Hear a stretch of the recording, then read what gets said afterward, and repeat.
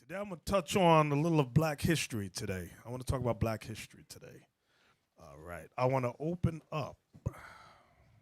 Abby, I'll put the book on the screen, History of Black America by Lerone Bennett, please.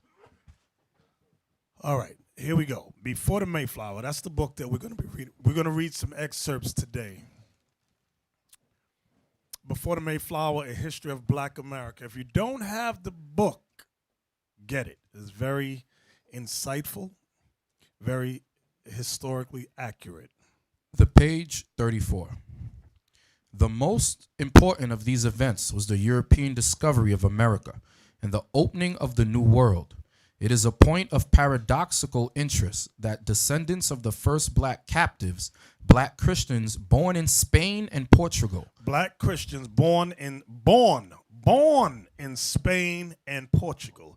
These are the ones that many of these historians say, oh, those are Moors. Remember, Moor is just a Latin term that means black. That's it. It does not identify their race. It does not identify their national origin. Those are Israelites. Read. Were with the first European explorers and settlers. Black explorers, servants, slaves, and free men. Servants, slaves, and what? And free men. This was around the time of the conquest, when the Renaissance was underway. Go ahead. Accompanied Spanish and Portuguese explorers in their expeditions in North and South America. Go ahead. They were with Pizarro in Peru, Cortez in Mexico, and Menendez in Florida. 30 blacks were with Balboa when he discovered the Pacific Ocean. Typical of the early black explorers in America was Estevanico, who opened up New Mexico and Arizona for the Spaniards. Other blacks, W.E.B. Du Bois, said accompanied De Soto, and one of them stayed among the Indians in Alabama and became the first settler from the Old World. Now, is that the highlighted area? Yes, sir. Okay, get me Deuteronomy 28 and 64, I'm sorry. The book of Deuteronomy, chapter 28, verse 64. And the Lord shall scatter thee among all people, from the one end of the earth even unto the other. So that verse right there, I just want to pause right there, proves that the Israelites would be scattered. So that's why you read throughout history about blacks that came from Spain and Portugal. Okay, and there were many other places as we have addressed in previous classes. There were skilled farmers and artisans among the first group of African Americans. And there are indications in the record that they were responsible for various innovations later credited to English immigrants. Y'all see that? Later credited to English immigrants. There are many inventions and things that the black slaves had done that they were not given credit for. Remember, if you are a slave, all credit goes to your slave master. So what the slaves had invented and done, great engineering, was credited to the white man. Read on. There is furthermore the testimony of Washington Irving, who made the following observation in a contemporary satirical skit. These Negroes, like the monks of the Dark Ages, engross all the knowledge of the... Negroes, like the what? Like the monks of the Dark Ages. Y'all hear that? Go ahead. Engross all the knowledge of the place, and being infinitely more adventurous and more knowing than their masters, carry on all the... Wait, read that part again. And being infinitely more adventurous and more knowing than their masters, carry on all the foreign trade, making frequent voyages in canoes loaded with oysters, buttermilk, and cabbages. Now pause right there for a second, Cap. Get me 2 Kings 20:20. I just want to show you something, that the Israelites, we were always inventive, ingenuitive, things of that nature. And credit has always been given to the white man. Go ahead. 2 Kings chapter 20 and verse 20. And the rest of the acts of Hezekiah and all his might, and how he made a pool and a conduit and brought water into the city. So our forefather Hezekiah made a conduit and brought water into the city. When you check out many history books, they always give Rome credit for that. They say the Romans did that. That is a lie. Our forefather, King Hezekiah, was the one that created the first conduits and brought waterways into our cities. Okay? Aqueducts, thank you. Can you say it on the mic so people can hear you? The pool is the reservoirs. So reservoirs that today provide water to cities and everything, our forefathers made that. That's what they mean by the pool. And the Romans called them the Great Aqueducts. That's when people go over there and they visit it, you see all that. It's supposed to be, they invented this, and that's how cities were able to grow. So conduits, you would know it as aqueducts, and pool is reservoirs. Exactly. Very good. Get me Isaiah 38:8, please. The book of Isaiah, chapter 38 and verse 8. Behold, I will bring again the shadow of the degrees, which is gone down in the sundial of Ahaz. So we were able to tell time too. Don't think the white man created watches and things of that nature. We had sundials to determine time through day and night. Go ahead. 10 degrees backward, so the sun returned 10 degrees, by which degrees it was gone down. All right. So now let's go back to the history of Black America. So do you brothers and sisters understand what we're reading so far? Okay, all praise. I want you to see the greatness of our ancestors and that we had ingenuity. All right, come on, Captain. Page 36. They are great astrologers, predicting the different changes of weather, almost as accurately as an almanac. A large proportion of the first generation of African Americans entered America with Spanish names. So it says we understood astrology. It said what else? It said we were more as accurate as an almanac. This is the first group of slaves that came over. Then it said, what was that? And it said the first group all had Spanish names because those were the Moors conquered in Spain, and the remnant of them that was caught were brought to the Americas. Hello. This is history you ain't gonna find in school. This is why we need our own schools, educate our own kids. Where you at? Was that it, Captain?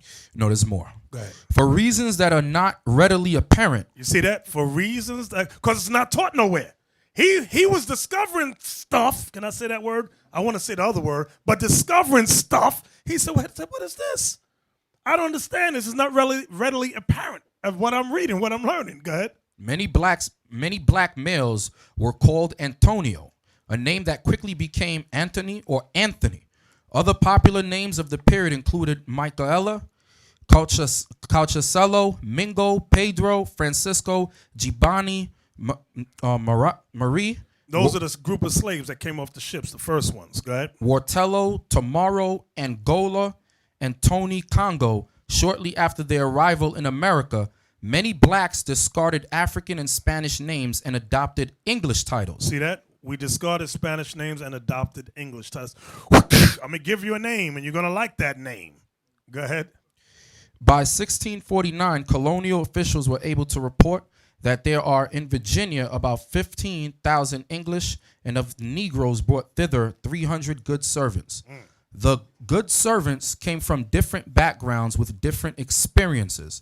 Quite a few, as we have noted, came from England, where blacks had lived since the middle of the 16th century. Now, we found out that we lived there way earlier than that.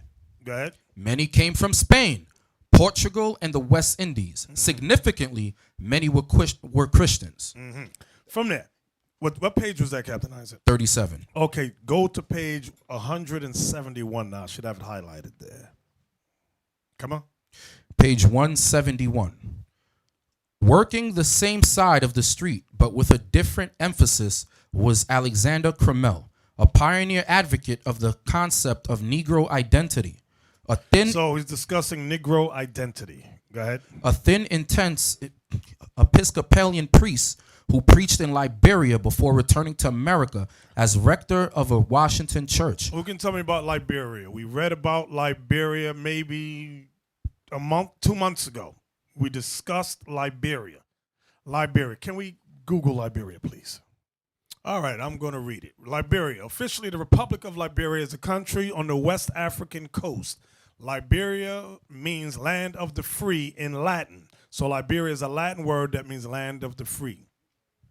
It is bordered by Sierra Leone to its west, Guinea to its north, Ivory Coast to its east. It covers an area. I ain't know them numbers. Let me jump down. Okay, I'm going on to that second paragraph right there. The Republic of Liberia beginning as a settlement of the American Colonization Society, ACS. declared, because those were the slaves. It's going to say all that. Declared its independence on July 26, 1847. The United States did not recognize Liberia's independence until during the American Civil War on February 5th, 1862, between January 7th, 1822, and the American Civil War. More than 15,000 freed and freeborn black Americans from United States and 3,198 Afro-Caribbeans relocated to the settlement. That's where they brought many of the slaves back there during that time to settle it. The black American settlers carried their culture with them to Liberia. The Liberian Constitution and flag were modeled after the United States. Okay, that's all I want out of that. So, Liberia was colonized by black Americans and West Indian Americans. Okay. Captain Isaac? Yes, sir. Back where you at again? Page 171. A thin, intense Episcopalian priest who preached in Liberia before returning to America as rector of a Washington church. Cromwell explored some of the territory covered by modern advocates of negritude. Blacks, he said, were a race God had preserved to do something with. Y'all see that? He says the blacks was a race God had reserved to do something with. He wasn't sure to do what with, but he knew there was something special about us. Was that it? In an eloquent sermon, the destined superiority of the Negro. The destined. I want y'all to listen good to the wording here. The destined superiority of the what? Negro. Of the Negro. Go ahead. Cromwell said that the black American was destined to emerge as a superior human being with the best qualities of other races. Can we read that again? Come on, man. Let's read that thing again. Cromwell said that the black American was destined to emerge as a superior human being with the best qualities of other races. Now, he prophesied in that thing. Y'all don't realize it, but that's some prophecy right there. So what we're doing in here, teaching young black and Latin men, all of us in here are learning the word of God. This is what's going to make us that superior man. The word of God. Y'all understand that? This will cause us to take care of our families and our kids. This will cause us to go out and teach our people and bring them back into this knowledge. Y'all understand that? This will change the scallywag on the corner sister into a right sister, a good sister, make somebody a good wife somewhere.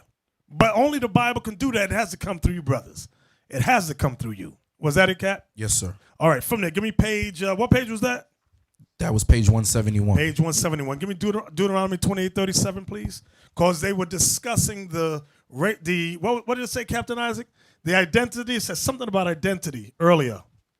You read about when you first started reading. Yeah, it says a pioneer advocate of the concept of Negro identity. Right, the concept of Negro identity. They were trying to figure out the identity of the Negro. Deuteronomy 28, verse 37, please.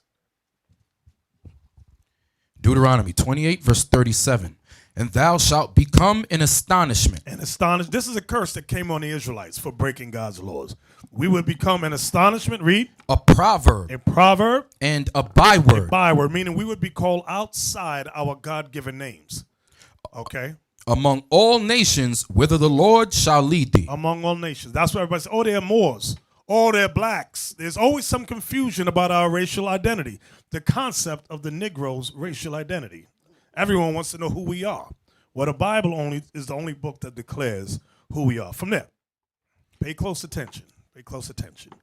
A lot of times we talk about slaves and we know that the white man put us through a ringer, destroyed our families, things of that nature. But there were times on the plantations where many of our families lived and we had time to ourselves, and it shows how we dealt. You have it, Captain? Yes, sir. What page is that again? Page 107. Go ahead. Most slaves lived in family units headed by a father and mother. Wait. Most slaves, read that again. Most slaves lived in family units. In family units. Headed by a father. Wait, I want to pause on father because headed by a father. I want just to pause there because that's an oxymoron today. That is so unheard of. Like, what is this? Headed by a father. Headed. Not under the woman, it said headed. This was slaves. Our ancestors had some sense even in slavery. It's today we've lost all our God-given sense. Read that again. Most slaves lived in family units headed by a father and mother, and large numbers of slaves lived in long marriages. Some of- Wait. It said most slaves lived in long marriages. Can we get that in Tobit, please? Y'all know what I want? I don't know what I want. Somebody help me. Yeah, that one. And Tobit 8. Tobit 8. Yeah, y'all know. 8 and what verse? 4? Somebody read this to the young slaves today. The slave man and the slave woman. Tobit, chapter 8 and verse 7. And now, O Lord, I take not this my sister for lust. I don't take her in lust just because she got big butt and a smile. That ain't the only reason I'm taking her. Go ahead. But uprightly. But uprightly, meaning she's right in the head. She's right in the spirit. Go ahead. Therefore mercifully ordain that we may become aged together. So the slaves even understood that. The slaves understood that. But today, the young black man and Latin man, I'm confused. Now they lost all God-given sins. I don't understand why I got to stay with all my life. I want to move on to the next woman. You know, back in the days that we're reading about, it wasn't even a question about being married until death. You know what I'm saying? This was not even a conversation. You didn't even have to bring this up as a point, to make a point, because it was just natural. Now, we hear about it. You said, well, you've been married for 10 years? Oh, man, that's long. That shows you how sick we are. Yeah. In the past, it didn't even bring concern, because that was just the natural thing to do. Right. Now, just to go 10 to 15 years, they said, well, don't you get tired of him? Right. That's crazy. That shows you that we have grown into level 1 retarded. Yeah. No, what, level 6 retarded? Well, level 5? What level are we at now? Because we're on 3? Okay. Because the levels go up as the times, you know, so we probably at the stratosphere of craziness now. Exactly. Come on, Cap. Large numbers of slaves lived in long marriages, some of 30 or more years. Fathers were strong and respected members of the family circle. Ooh, wait a minute. Fathers were strong and respected members of the family. That's unheard. That is really unheard of today. Go ahead. Were strong and respected members of the family circle, and male children were often named for their fathers. Premarital sex. See that? Wait, they was named after their fathers because the fathers was around. Y'all see that? The women honored the father and said, I'm going to name this boy after you. Name this boy after, everybody had a daddy name. Okay? That's what they did. That's culture. You understand? That's some good sense there. So they didn't have a problem with paperwork. No one can hear you. So they didn't have a problem with paperwork back then. Right.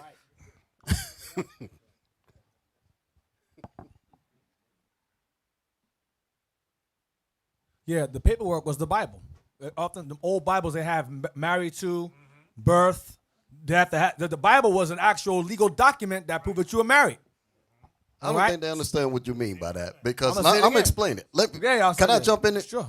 If you look in some of the Bibles today, just to show you that what Deacon Athon is saying, they actually have in certain sections of the Bible where they actually write family tree, they actually have these things written because you was able to produce that as an actual document.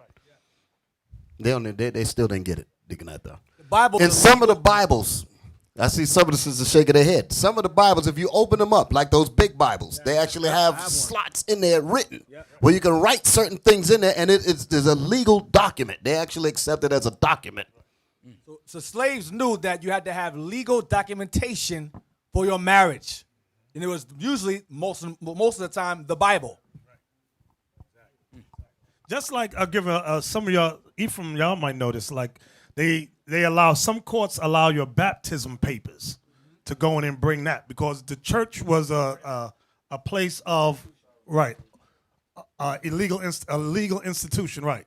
This is to certify that, right, they got a name there, blah, blah, blah, word by, right, this is a Bible. Marriage, this is what they had back in the day. Exactly. Yep, you got one in yours too. Right. It was considered the family Bible. They Thank have a you. section in here called marriages. Another one is occasions to remember. Another one is deaths. Right. These were actually certificates, basically. They were honored as certificates. Exactly. Some of y'all got Bibles like that, and you're like, I'm confused. What's that? I don't understand what that's for. We've fallen a long way. I tell you, level 5. Sitting right there in the book, and we still at level 5. Where we at, Cap? Page 107. Go ahead. Premarital sex was fairly common. Wait. Premarital sex was fairly common. Go ahead. Although the slave community expected a premarital pregnancy to be followed by marriage. Wait. So they didn't have to bring the shotgun. They didn't have to bring the shotgun. If you dealt with premarital sex and she got pregnant, it said the slave community expected you to marry. Can we get that in the scripture? Can we? Exodus. I'm there already. You're there already? Thank you. Come on. The book of Exodus, chapter 22, verse 16. And if a man entice a maid that is not betrothed and lie with her, he shall surely endow her to be his wife. So the slaves had good sense and they could barely read. Here we all got all kind of education to Right. read. It's confused as hell. We free, but we're at level 5. Yeah, level we was 5 slavery retard. was at level 1. We on full retard now. With an education. Make no sense. Where we at, Captain? Point 3, page 107. The slave community was more open and more honest about sex, but it did not approve or condone indiscriminate mating and begetting. Wait. They did not what? But it did not approve or condone indiscriminate mating and begetting. Can you get me that in Deuteronomy? Is it 23? You know what I want? 23? No, ho. 23:17. Deuteronomy 23:17. Chapter 23, verse 17. There shall be no whore of the daughters of Israel, nor sodomite of the sons of Israel. So it was not our custom to have women whore around and men just randomly sleep with them and bounce. That was not our custom. Give me that in Ecclesiasticus is 23. You know what I want? Isaac, you know what I want, Cap? No, sir. All bread is sweet to a whoremonger, a hoe man. That one, a man whore. Ecclesiasticus chapter 23, verse 17. Wait, let me get it. Ecclesiasticus 23:17, right? Go Yes, ahead. sir. All bread is sweet to a whoremonger. A whoremonger is a man whore. Go ahead. He will not leave off till he die. The only thing that could stop a man whore is death. That's it. So it didn't say a strong woman could change him. No. It said the only thing, sisters, that could change a man whore is death. He got to die. Go ahead. A man that breaketh wedlock, saying thus in his heart, who seeth me? I am compassed about with darkness. The walls cover me, and nobody seeth me. What need I to fear? The Most High will not remember my sins. Such a man only feareth the eyes of men, and knoweth not that the eyes of the Lord are 10,000 times brighter than the sun, beholding all the ways of men, and considering the most secret parts. So you man whores, secret man whores up in here, believe me, God got your number. He sees you, even with all the lights off. Baby, cut all the lights off. Why? So nobody can see us. God said his eyes is 10,000 times brighter than the sun. It's like daytime to him. And he got all the angels is recording everything you're doing. And all your little noises too. Go ahead. He knew all things ere ever they were created. So also after they were perfected, he looked upon them all. Come on. Keep reading. This man shall be punished in the streets of the city. This is why you see brothers shot in the street, run over by cars, and you be confused on the news like, damn, I wonder why he got ran over by that car. Or why that bullet hit him. He just came from the grocery store. Tyrone wasn't bothering nobody. The Lord said no. Tyrone was a whoremonger, a man whore. The bullet was shot. I commanded an angel, grab the bullet, like you ever see the Flash? When they go, pow, and the Flash grabbed the bullet, and he go, what? And let it go right there in your head. And you can, why Tyrone get hit? Because Tyrone was a man whore. God said it's time to die. Come on. This man shall be punished in the streets of the city, and where he suspecteth not he shall be taken. So the man's not even going to suspect that he's going to get put to death, and he gets taken out. Go ahead. Thus shall it go also with the wife that leaveth her husband. So now the sisters don't get a pass either. It says, likewise, it shall go with the woman that leaves her husband. Go ahead. And bringeth in an heir by another. Bring in a baby by some other dude talking about this your baby. That a baby don't look like me. Look at his nose. Look at his nose. Look at his lips. No, Maury, that ain't my baby. You know, the white man made millions off of Negro indiscretions. Still to this day making millions of dollars off black and Latin immorality. He said, I could get paid off this filth. And he's getting paid too. Come on, Isaac. Verse 23. For first, she hath disobeyed the law of the Most High. So that's the first law she broke. Go ahead. And secondly, she hath trespassed against her own husband. That's the second thing she disobeyed. And thirdly, she hath played the whore in adultery and brought children by another man. What's that thing West Indians got? What's that parade? Carnival. Bacchanal. And they go, what do they call that thing? Carnival baby. Thank you. The carnival babies. Some of y'all online might be carnival babies. Some of y'all up in here might be carnival babies. And you think your daddy's your daddy, but that ain't your daddy. Your daddy's down the block somewhere with his other family. The hell is this? Let's go back, Cap. The slave community was more open and more honest about sex, but it did not approve or condone indiscriminate mating and begetting. More than that, the slave community expected males and females to remain faithful after marriage. But dang, I'm like, this was slaves, quote unquote, uneducated slaves. It will make you give responses like that. You say, damn, and all that. Because this is just to hear this kind of thing to show you how far we've fallen. You know, it is phenomenal, flabbergasting. Mm-hmm. These kinds of things will knock you off your feet. Right. So it is a shock, especially to those with sense. Exactly. Go ahead. Come on. Was that it, Cap? No, there's more.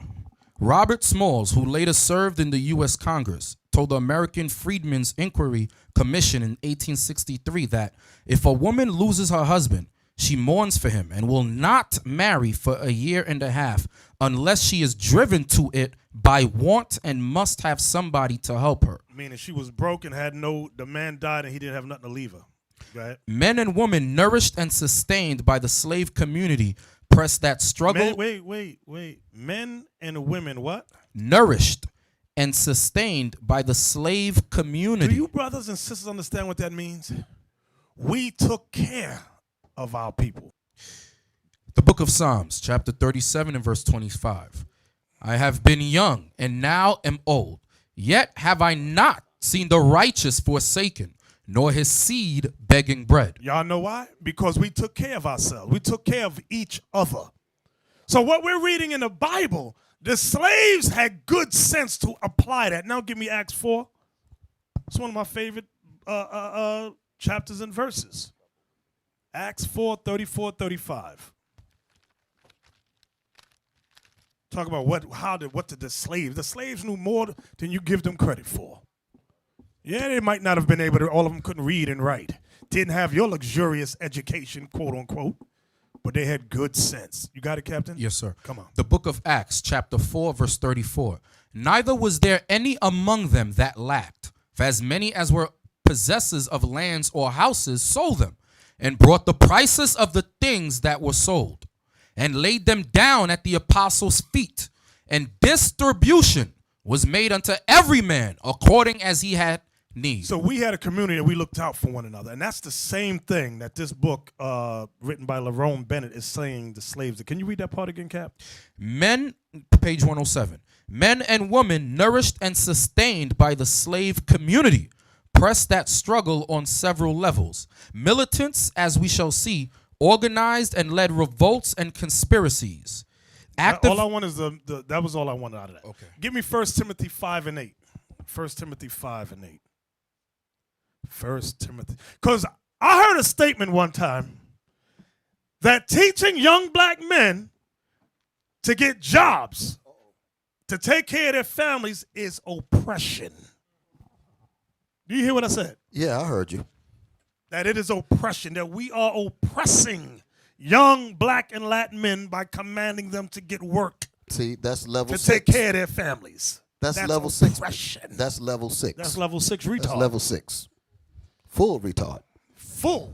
Can you read that for us? First Timothy chapter 5 and verse 8. Now, this is what, if you don't believe anything, at least believe what the Bible says. Go ahead. But if any provide not for his own, and especially for those of his own house, he hath denied the faith. Wait, does it say she has denied? What does it say? He hath denied the faith. You know why I wanted to say he? Because the man is the head of the house, not the woman. So when you get brothers saying the woman is to go out and work and bust her butt and provide food and shelter for you men, that's crazy. It's A backwards. Can I say A backwards? I don't want to say the full word, but I'll get emails. A backwards. Well, let me say it. Go ahead. It's ass backwards. That's what it is. The ass is leading the body. That's what it means. And the hypocrisy is this. You'll hear Israel say that, and they'll say you can have more than one wife. Then they'll pull Exodus 21, where it says, shall he not diminish? They disregard that part. It says, shall he not diminish? Can we read that? Yes, Exodus 21. Can we read that? Isaac, I'm sorry. Did you finish what you were reading? Oh, no, sir. Finish 1 Timothy 5 and 8, then we go to Exodus. But if any provide not for his own, and especially for those of his own house, he hath denied the faith and is worse than an infidel. Worse than an unbeliever, an idolater. So that's what God says, because that's the Spirit of Christ speaking through Paul here. Okay? That is a commandment, like it says in Corinthians. If any man be spiritual or call himself a prophet, let him acknowledge that the things I say are the commandments of God. That's what he said. Did he say that? That's what he said. So so now from there, since everybody want to run from Christ, I don't accept that Jesus Christ stuff. I believe in Moses, what he said about marriage. I'm going to show y'all what, like Deacon Anton said. They don't even believe Moses. This is going to prove they don't believe Moses either. You got it for us? Yes, Exodus 21 and 10. If he take him another wife, her food, her raiment, and her duty of marriage shall he not diminish. Her food, her raiment, and her duty of marriage shall he not diminish. Shall he, meaning he's the one that provides those things and cannot withdraw if he takes another wife. One more. Get Genesis 30 verse. Can we read the next verse? Next verse. When they avoid. Avoid the next verse. Watch that verse. They say, oh, no, we don't accept that. Verse 11. And if he do not these three unto her, then shall she go. Oh, I'm sorry. Read it again. And if he. Stop. If who? If he. No, if she. If he. If they. If he. Oh, okay. Do not these three unto her, then shall she go out free without money. Why isn't that law applied? Why don't they use that one? If you don't apply, if he does not provide for her, she can go. Where is that law applied? They don't believe in Moses either. These guys are atheists, secret atheists. Get Genesis 30 verse 30, please. Let's see where Paul got that from. By the way, Christ said that had you believed Moses, you would have believed me, for he wrote of me. You stupid, dumb, ignorant people out there messing up the Bible. Let's see where Paul got the statement from in Timothy 5 and 8. Let's see who he got it from and where it's written. Genesis 30 and verse 30. Mm-hmm.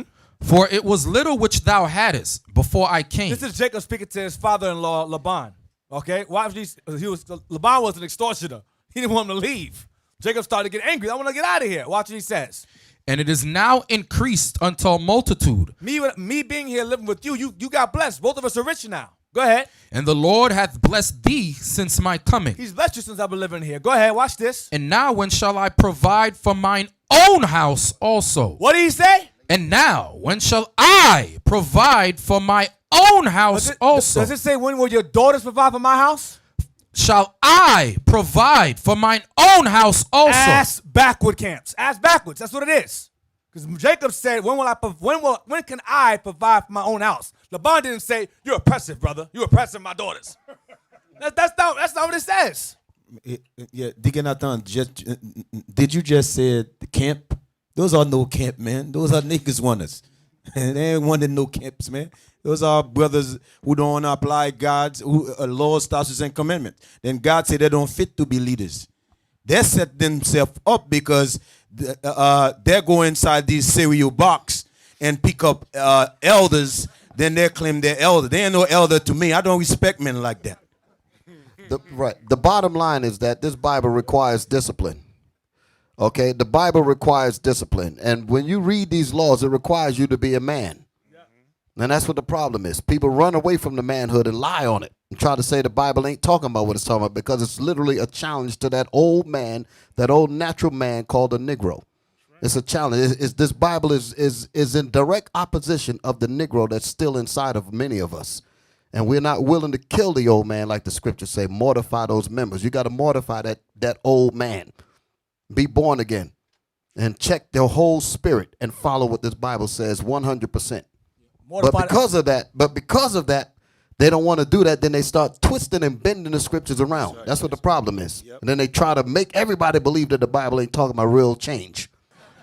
When we were in St. Martin, Captain Isaac was there along with Officer Mattathias in Tallahassee.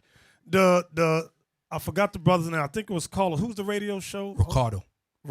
Yes, sir. When we left, when we were leaving, he made a statement to us. He said, what y'all brothers are teaching, he said, it will put fear in people. He said, not fear in the context of like they're horrified. He said, fear in the context of change. He said people are afraid of change in their life. They have conducted themselves and celebrated certain things. Now they're finding out it's wrong according to God. Now comes change. And he said responsibility. That's where the fear comes in. And it's not just with the regular public. It goes with other camps as well. Change is a fearful thing for a black man. I got to change. You got to change. I want to show you something here. Page 103. Men and Women immortalized by James Weldon Johnson in the poem. O black and unknown bards, the mood and meaning of the products they created varied, as we can see if we look for a moment at the spirituals. There were coded spirituals of protest and defiance. The songs that our ancestors sang were coded. Can you read that part again? They were what? There were coded spirituals of protest and defiance. Coded spirituals of protest and defiance. That's what our ancestors sang. They didn't sing songs like, you remind me of my Jeep. They didn't sing stuff like that. And to this The day, I don't levels keep understand going that up. song. The levels keep going up. We're at 7 now. You remind me of my Jeep. Was that it, Captain? No, sir. Go ahead. There were coded spirituals of protest and defiance based on the passion and eventual triumphs of the Hebrew slaves of Egypt. Wait. Read that part again. There were coded spirituals of protest and defiance based on the passion and eventual triumphs of the Hebrew slaves of Egypt. Our songs is based on our ancestors. Our ancestors had some good sense. When our ancestors heard the history of Moses, we sang songs based on that thing and hoped that we could get that same deliverance. Come on, was there more to that? Oh, Mary, don't you weep, don't you moan. Pharaoh's army got drowned. That's one of the famous spiritual songs right there. A coded song of protest and defiance. Thank you. Now, give me that in Psalms it was 137, 3 and 4. And it had to be coded for a reason. Coded meaning if you sing a song too plain that the white man understand, you know your friendly neighborhood white man, he put us to death. Right. It was coded and then decoded by those who were meant to decode it, There you meaning go. communication between the same people. There you go. And it locked others out. That's the beautiful thing about it. All praises, all praises. Now watch this. Psalms that David spoke. David saw this thing in the spirit. Remember, the spirit of Christ, like we were discussing last night, Lava, the spirit of Christ was in all the prophets, all of them. Let's prove that. Give me that in Psalm, 1 Peter's, where we read it? 1, 10, 11. 1 Peter's chapter 1, verse 10, 11. To prove to you that the spirit of Christ was in all the prophets. 1 Peter's chapter 1 and verse 10. Of which salvation the prophets have inquired and searched. Of which salvation come on, read it And again. searched diligently, who prophesied of the grace that should come unto you. So we're talking about the prophets. Go ahead. Searching what or what manner of time the Spirit of Christ which was in them. Stop. Read that part again. Searching what or what manner of time the Spirit of Christ which was in them. So the Spirit of Christ was in all the prophets. Christ was in Isaiah, Jeremiah, Micah, Ezekiel, David. The Spirit of Christ was in all the prophets. Go ahead. Did signify when it testified beforehand the sufferings of Christ and the glory that should follow. Psalms 137 and verse 1. No, 3 and 4. Verse 3. For there they that carried us away captive. The there means in slavery. The there means slavery. Read the verse above it. Verse 2. We hanged our harps upon the willows in the midst thereof.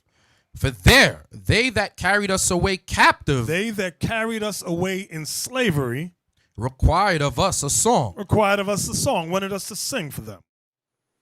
Went down to the river Jordan, where John baptized 3. When I walked the devil in hell, says Johnny baptized me. I say, roll, Jordan, roll. Oh, now roll, Jordan, roll. My soul arise in heaven, Lord, for the year Jordan roll. Well, some say John was a Baptist. Some say John was a Jew. But I say John was a preacher, cause my Bible says so too. I say, roll, Jordan, roll. Roll, Jordan, roll. My soul arise in heaven, Lord, for the year when Jordan roll. Hallelujah, roll, Jordan, roll. Roll, Jordan, roll. My soul arise in heaven, Lord, for the year when Jordan roll. Hallelujah, roll, Jordan, roll. Roll, Jordan, roll.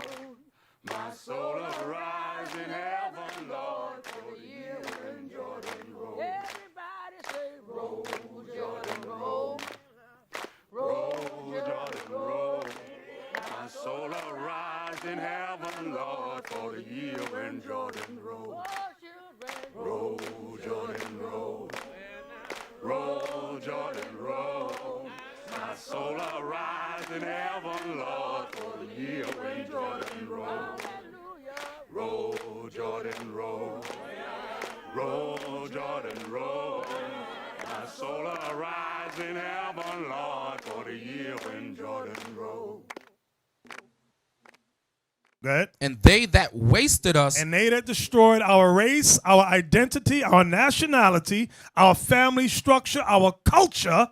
Go ahead. Required of us mirth. Required of us laughter. Saying, sing us one of the songs of Zion. Sing us one of those spirituals. Sing us one of those gospel songs. Go ahead. How shall we sing the Lord's song? How shall we sing the Lord's song? In a strange land. In a strange land. Why? Because if we sang the Lord's song here, they would kill us.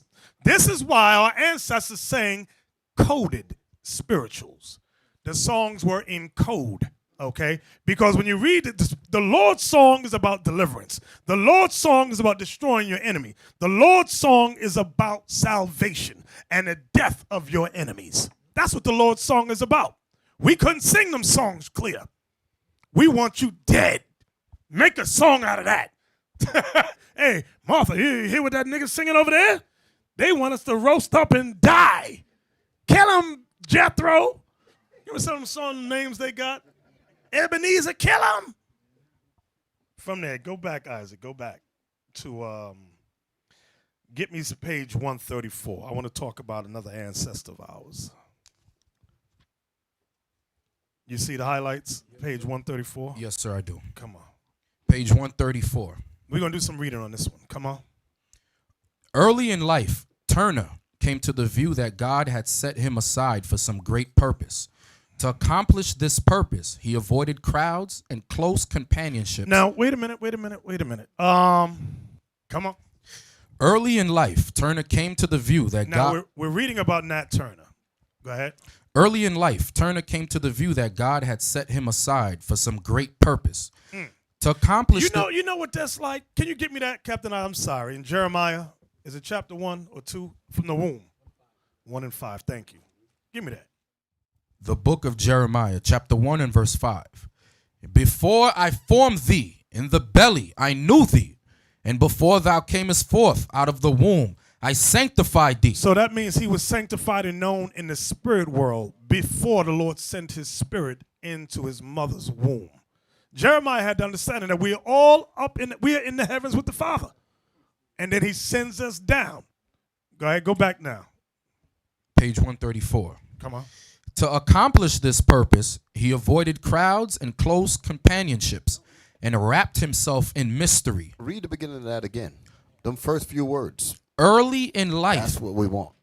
early in life, Turner came to the view that God had set him aside for some great purpose. Can you stop right there for a second? You can't just read past that. Just those few words there. Each of us have to see ourselves the way Nat Turner saw it. You just can't read past that and keep going. That statement there is super heavy. You have to see that the Lord himself have set you to do a special purpose. That's the only way you're not going to allow garbage to come before you. You have to see yourself as special. You have to see yourself as the chosen of God who put his hand on you for you to get the job done. Not to pass it to somebody else. You have to see yourself as that person that the Lord said, you know what, I'm going to use you to get my work done. That's why when I hear certain things, my ears pop. And then we just go past it. No. Read that again. Early in life, Turner came to the view that God had set him aside for some great purpose. You have to come to the conclusion within your own self. You have to come to the conclusion and say, you know what, I was not put on this earth to do nothing. I was not put on here to become garbage. I was not put on here to become a hoe, a prostitute, a nigger. I wasn't put here for that. The Lord caused my mother and father to come together to produce me for a great, beautiful purpose. And you have to carry yourself that way. You have to believe that. Go ahead. To accomplish this purpose, he avoided crowds and close companionships and wrapped himself in mystery, systematically ascetic. He renounced tobacco, liquor, and money. There was method in this. So that shows that he had discipline. That's my point. He had discipline from an early age. Go ahead. There was method in this maneuver, as Turner himself admitted. With maturity and increasing recognition. Now I want y'all to listen good to this. Go ahead. With maturity and increasing recognition came a feeling that he was destined to lead his people out of bondage. Like Gabrielle, like Denmark Vesey, Turner found food for insurrection in the Bible. What? Wait a minute.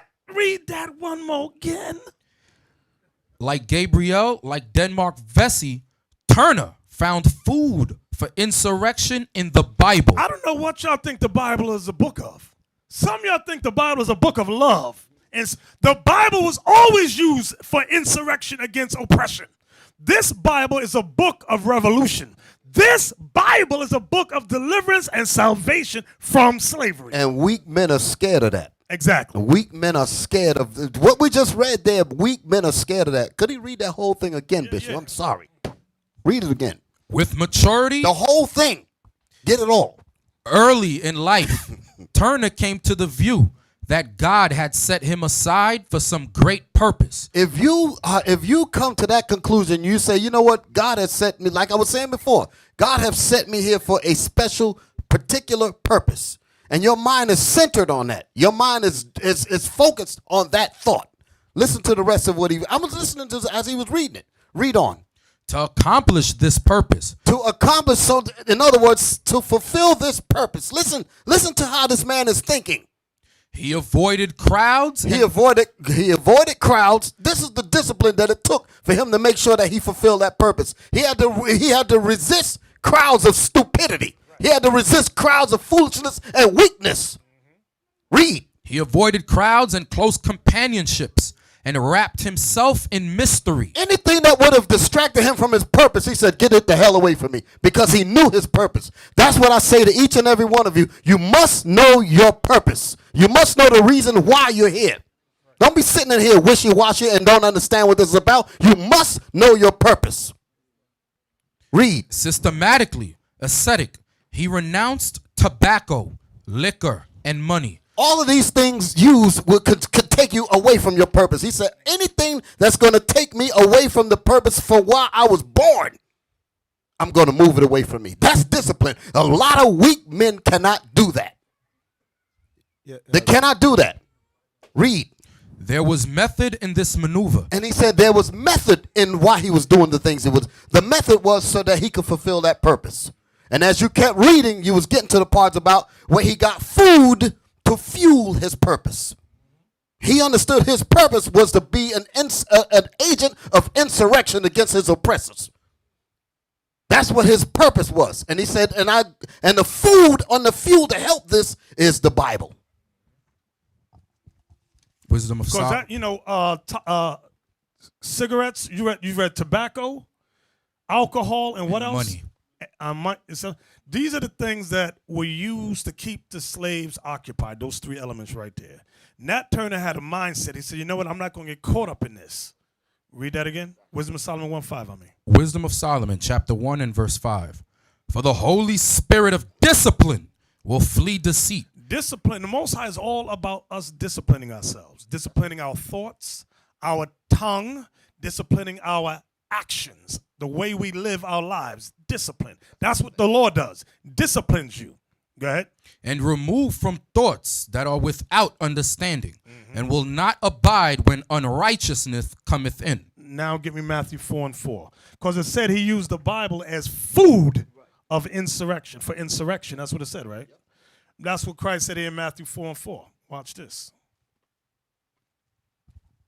He compares the Bible of food. Go ahead. The book of Matthew, chapter 4 and verse 4. But he answered and said, it is written, man shall not live by bread alone, but by every word that proceedeth out of the mouth of God. Now give me that one in Revelation. Is it Revelation 10? Yeah, the little book. I want that one. Revelation 10, verse 9. About eating. Because it said he used the Bible as food for insurrection. Food. Revelation chapter 10, Verse 9. verse 9.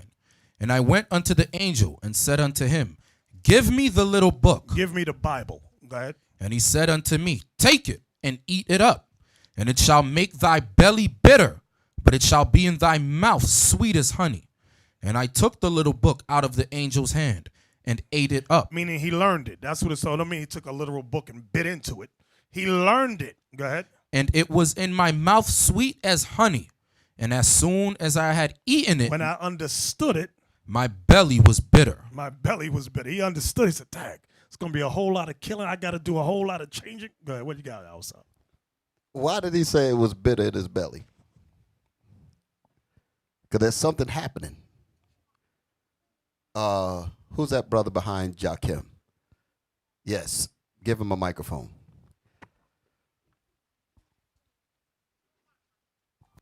Shalom. Shalom. Because he had to apply what he was that he read. and Okay. learned, What's going to happen as a result of applying and it? then change. Change.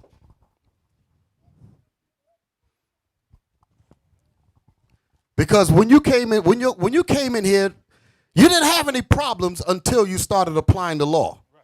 That's when the trials came up. That's when the fire came up. That's when the family and everybody else coming onto you. That's when you say, oh, shoot, this. Because when you first got it, it was sweet. I found out I was an Israelite. I'm the greatest. Then here come the troubles. Oh, damn, I didn't know it was going to entail all of this. Brothers getting scared, nervous. We were talking about that earlier. Nervous because of trials and all that. Go ahead, Bishop. I'm done. Where we at? Oh, you had a clip for us. Let's look at this clip. Yeah. You got a clip for us?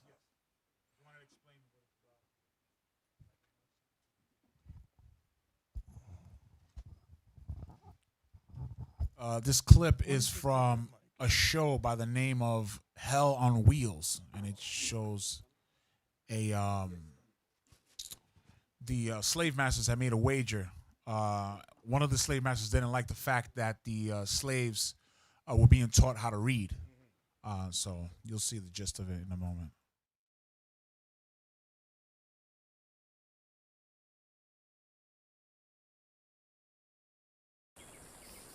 Wives, submit yourselves to your husbands as is fitting in the Lord. Husbands, love your wives and Do not be harsh with them. Children, obey your parents in everything, for this pleases the Lord. Slaves, obey your earthly masters in everything, not only when their eyes on you and to curry the favor, but with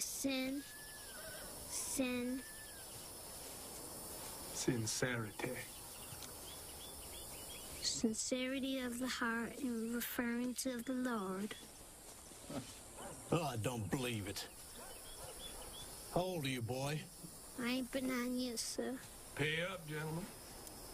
It's dangerous, you know, teaching them to read. That's true. Nat Turner was taught to read. Nonsense. Let me show you. Boy, can you explain to me the meaning of what you just read? No, master. See? It's like a parrot reciting Shakespeare. Well done, Elam. Well done.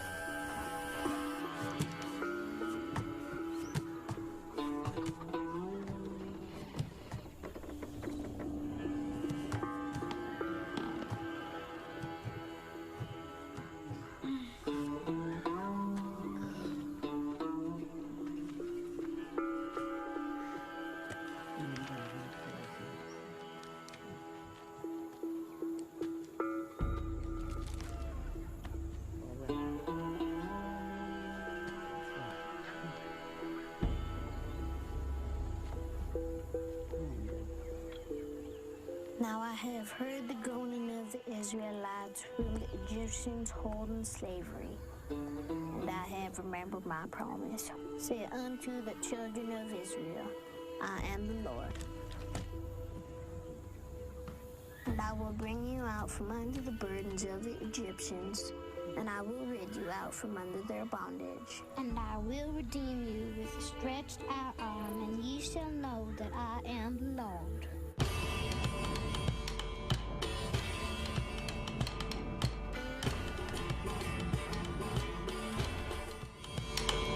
Now that's a heavy clip, bro. That clip is That's some heavy stuff. I get chills every time I see that thing. That's some heavy stuff. Now, what they say that art reflects life. Y'all heard that term before? Art reflects life. This really happened. Yeah, Okay, these kinds of situations happen. How you think we had people like, or situations like Nat Turner, Denmark VZ, Gabriel Prosser, and all these people that we read about in history as the agents of insurrection?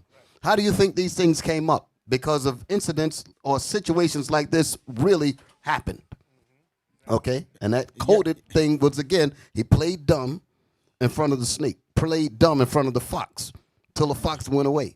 Then the duck got up and went and taught the people, basically.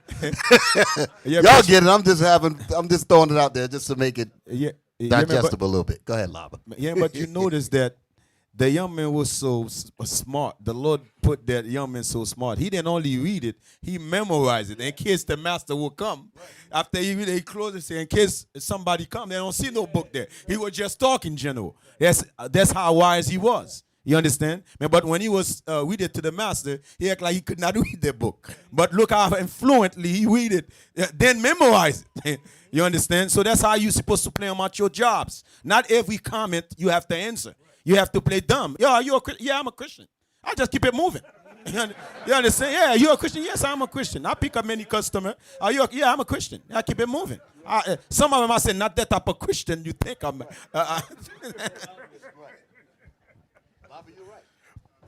Deacon Lobby is 100% correct. That's what I do. Oh, you sound like you're a Christian. You're a Christian. Yeah, I'm a Christian. Get out of here. Where my people at? Let me tell you who you really are.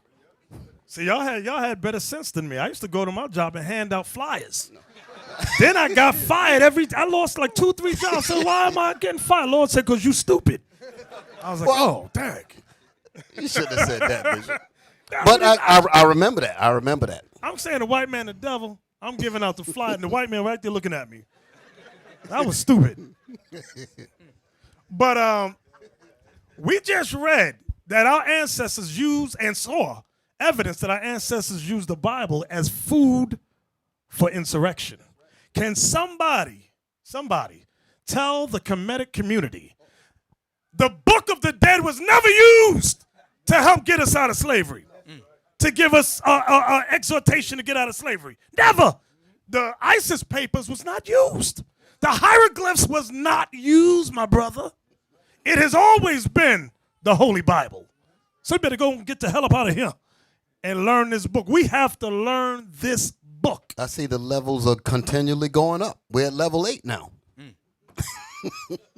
Our people, can you read that again now? We're going back to the book Before the Mayflower, A History of Black America by Lerone Bennett Jr.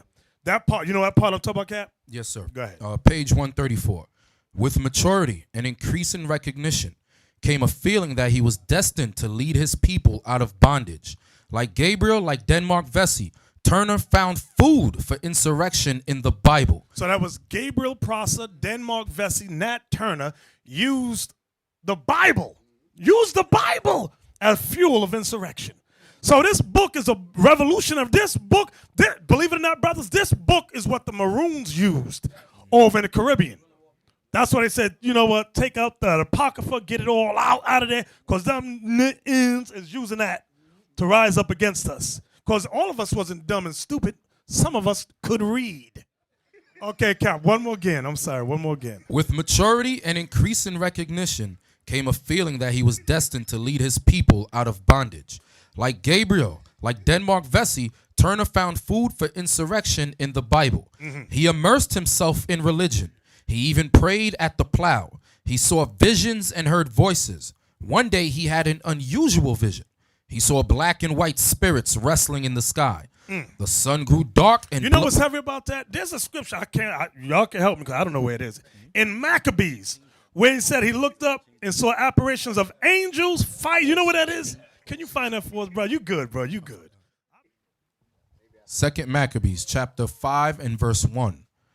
About the same time, Antiochus prepared his second voyage into Egypt.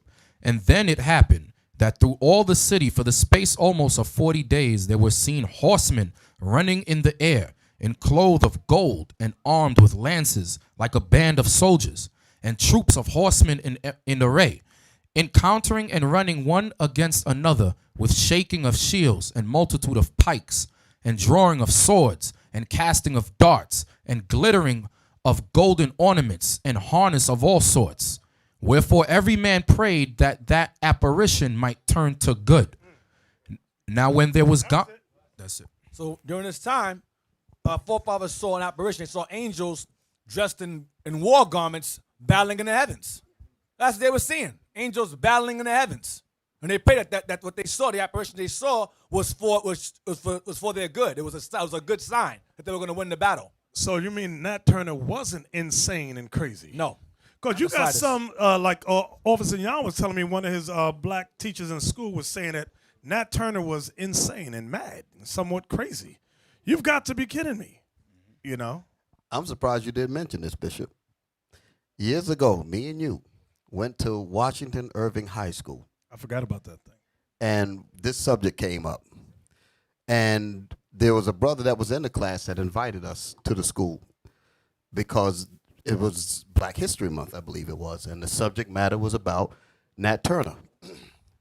And the teacher had given the student a syllabus to follow.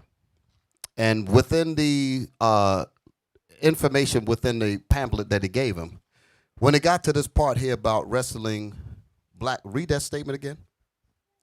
That he saw about the dream. He saw visions and heard voices. One day he had an unusual vision. He saw black and white spirits wrestling in the sky. In the literature that was given to the student, they took the term black and white out. And they said blue and green spirits wrestling in the sky. Why did they do that? They changed it. I still have the tape, so don't tell me I don't know what I'm talking about. I have the literal tape when we went down there. So why did they do that? With them. Why did they change the terms of black and white spirits to green and blue spirits? So Why that, did they do? So that you don't appoint to them when others read it. Know that it's going to be them. Right, right. They did not want them to think that maybe it's supposed to be me. That's the point. And we brought the worst thing about it to them was we straightened it out. We retranslated it in front of everybody. The teachers, man, y'all got to see the tape. The teachers was looking around the room. They looked crazy as they like, these niggas went and told the truth about what's lying. Well, they went crazy. That thing was something. Yeah, go ahead. Yeah, you know what's so heavy about vision? Vision, your eyes can open while you see vision. A dream is when you're in a trance, your eyes can be open. You understand? Like you see a brother just looking, but he's looking at something he's seeing, but you probably see his eyes open. So he's seeing it in his trance. He was in the trance. He see it. You understand? So be very mindful. Exactly. Where we at, Cap? Page 134. He saw visions and heard voices. One day he had an unusual vision. He saw black and white spirits wrestling in the sky. The sun grew dark and blood gushed forth in streams. Ordinary things appeared to the mystical slave in a strange light. While plowing the field, he saw drops of blood on the corn. While walking in the woods, he found hieroglyphic characters in blood on the leaves. He concluded from all this. Now, you know it wasn't no hieroglyphic. That's how they described it. It wasn't no hieroglyphs. The hell is this? Go ahead. He concluded from all this that the day of judgment for slaveholders was nigh. Another vision confirmed this conclusion. The Spirit, he said, told him that on the appearance of a sign I should arise and prepare myself and slay my enemies with their own weapons. The sign appeared in the form of a solar eclipse in February 1831. Turner immediately chose 4 disciples, Henry Porter, Hart Travis, Nelson Williams, and Samuel Francis, and set his face towards Jerusalem. Some historians believe he found warrant in the famous passage. From that time began Jesus to show unto his disciples that he must go unto Jerusalem and suffer many things of the elders and chief priests and scribes and be killed. Right. So there was a city in Virginia called Jerusalem. Jerusalem County. Jerusalem County. Thank you. So he used that scripture to strengthen him.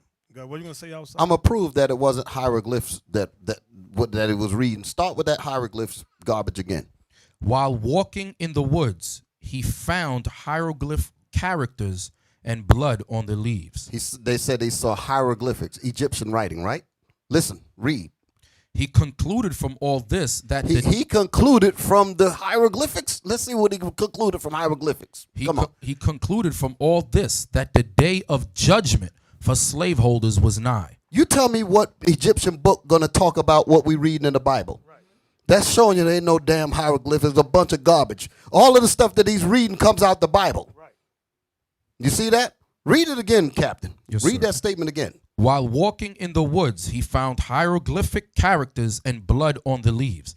He concluded from all this that the day of judgment for slaveholders was nigh. That's in the Bible. Right. Okay? That ain't in no hieroglyphics. Read. Another vision confirmed this conclusion. The Spirit, he said, told him that on the appearance of a sign, I should arise and prepare myself and slay my enemies with their own swords, with their own weapons. The sign appeared in the form of a solar eclipse in February 1831. Turner immediately chose 4 disciples, Henry Porter, Hart Travis, Nelson Williams, and Samuel Francis, and set his face towards Jerusalem. Some historians believe he found warrant in the famous passage. So, turn his face toward Jerusalem. Ain't no hieroglyphic writing going to tell you that. You see that? See, that's what I'm saying. You got to pick up on things like this. That's what we picked up when we went to that school and heard that BS. We said, nah, you devils are lying. We're going to tell you the truth about what this thing is really saying. Exactly. We don't care. From that time. All we want is the highlighted areas. Yes, okay, sir. go ahead. From that time began Jesus to show unto his disciples that he must go unto Jerusalem and suffer many things of the elders and chief priests. And so now, wait a minute. Nat Turner chose 4 disciples. Remember, Christ had 3 favorite ones. And Christ, just as Christ explained that he must go to Jerusalem and suffer many things, Nat Turner was doing the same thing with his. And he got all that from the Bible. Go ahead. And suffer many things of the elders and chief priests and scribes and be killed. There was a Jerusalem in Virginia in that year. It was the county seat of Southampton. Turner decided to attack it on July 4th, but he became ill and the day passed. Wait. What month and day? July 4th. July 4th. So he wasn't celebrating firecrackers and all that? Not at all. He was being a firecracker. Yeah. He was blowing stuff up. Go ahead. Turner decided to attack it on July 4th, but he became ill and the day passed. There then came another sign, the peculiar color of the sun on August 13.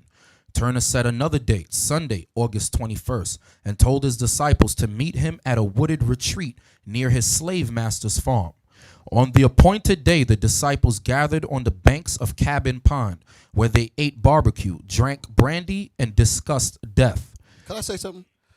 And discuss death. Wow. When you know that you have, I want y'all to understand the mind state of our brother, Nat Turner. He's a man that is driven with the knowledge of knowing that God chose him for a specific purpose. Y'all with me? If you dealing with a man like that, that man is so determined you can't even get near him with foolishness. I'm listening to the focus on how this man is zeroed in on what he believes he has to do. When you have somebody like that, there's no turning them around. When they think, when they actually believe that they were made for that particular thing, there is nothing you can do to get that out of them. Right. And if you notice, he wasn't doing it because he had an attitude with white folks. Exactly. That's the point. He was doing it to deliver his people from oppression and bondage. He had a purpose. Okay. Come on. On the appointed day, the disciples gathered on the banks of Cabin Pond, where they ate barbecue, drank brandy, and discussed death. Nat, a non-drinking man who... Negroes can't talk about that today. Why are we going to talk about that? Let's have a council on death. Let's sit around and talk about death. Nat, a non-drinking man who appreciated the value of a dramatic entrance, did not join them until late in the afternoon. Then he appeared suddenly and ran his eyes over the group, noting that 2 additional slaves were present at the invitation of his disciples. Turner asked one of them, Will, how came he there? Will replied that his life was worth no more than others, and his liberty as dear to him. This was the man they called Will the Executioner, ain't it? Yes, sir. Okay. Go ahead. 6 feet tall, or nearly so, well developed, with a back covered with whip scars and a face disfigured by a scar extending from his right eye to his chin. Will was the slave of a cruel master. He was said to be the strongest man in the county, and he bore a special grudge. His master had sold his wife to a Negro trader. Will later handled the broad axe with such passion that Nab dubbed him Will the Executioner. Stop. Read all that again. He was sharpening the sword in his mind before he even got the sword in his hand. Because he said, he said the Negro trader, a white man, you sold my wife away. So the anger was there. Read it again. Read that again. 6 feet tall, or nearly... You feel the passion in what you hear it. I feel it.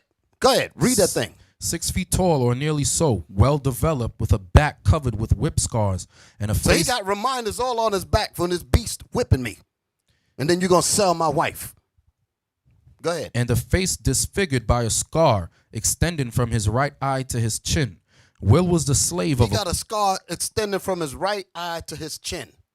So that meant he got whipped in the face. Go ahead. Will was the slave of a cruel master.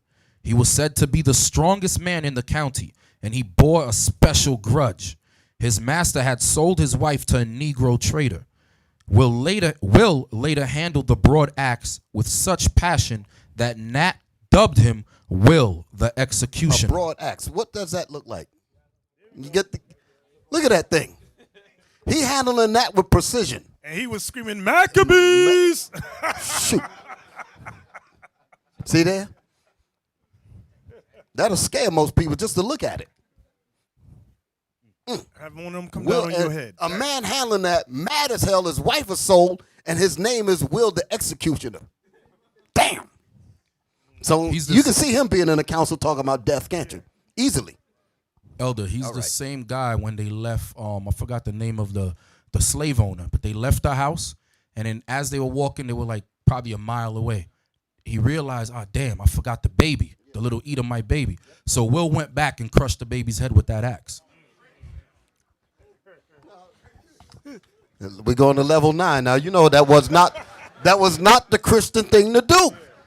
That was not the Christian thing to do. No, man. The defiant spirit of the disciples pleased Turner, and he outlined his plans. They would strike that night. Wait, notice he said the defiant spirit of what? Of the disciples pleased Turner. See what kind of men he had around him? He said, I like y'all spirit because y'all are defiant. He didn't have no mealy mouth, stay marshmallow. What's the word? Stay soft cream in the middle. We don't want those. No. Stay puff. What? Say it on the mic. I can't say it. What is it? State Puff Marshmallow Man. Yeah, he didn't have dudes like that around him. No, you go sit in the corner somewhere. I need defiant spirits around me. These brothers had purpose. They understood what their purpose was, at least that day.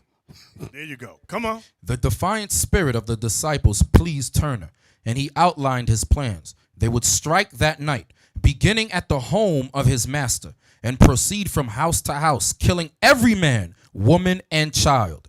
In this way, he explained, they would terrorize the whites and stampede them. Then he said, women and children would be spared, and men to who ceased to resist. That's it. On that. No, there's more. Turn the page. I did. Turn the page again. Ain't no more? It's not. It's underlined. You want me to read those? Yeah, read the underline. Yeah. Can't leave any of that stuff out. Bring all that. You got us at the edge. We want to get the rest of it. All right. Then he said, women and children would be spared, and men to who ceased to resist. About 10 p.m., the conspirators left their retreat and moved to the home of Joseph Travis. They were 7 men, armed with 1 hatchet and a broadaxe. 24 hours later, they would be 70, and at least 57 whites would be dead. At the Travis home, Turner climbed through the window and led his men to the bedroom of the couple who had the great misfortune to own papers certifying their ownership of a slave named Nat Turner. Hold it now. See, at first you had us like we were watching it, then we went to commercials. We was like, wait a minute, where's the rest of the picture? So now you brought us back. This scene that he's reading is in a video. What's the name of that video? Uncle Tom? Goodbye, Uncle Tom. They actually have a very beautiful illustration of what he's reading. I mean, the smashing the baby up and all that. All that's in there. Read on. Without preamble or warning, the said Nat Turner aimed a death blow at the head of Joseph Travis, but his aim was faulty and Will finished the job, killing both Travis and his wife. Two teenagers in an upstairs bedroom were also killed. An infant sleeping in a cradle was overlooked. As they left the house, Turner remembered and invoked the terrible rule that neither sex nor age was to be spared. 2 men returned and slew the infant. Now, y'all might be crying right now about this thing. Can we get that in the Bible? Psalms, chapter 137 and verse 8. O daughter of Babylon, who art to be destroyed, happy shall he be that rewardeth thee as thou hast served us. Happy shall he be that taketh and dasheth thy little ones against the stones. Damn. They didn't get it. They didn't get that picture. They didn't. Y'all have to again visualize this thing. Read that again. So I'm gonna give you the graphics. So you gotta get the graphics. The HD. Psalms 137, and let's start at verse 7. Remember, O Lord, the children of Edom in the day of Jerusalem, who said, just like Will the executioner remembered what happened to him. So the anger was in him. Come on. Who said, erase it, even to the foundation thereof.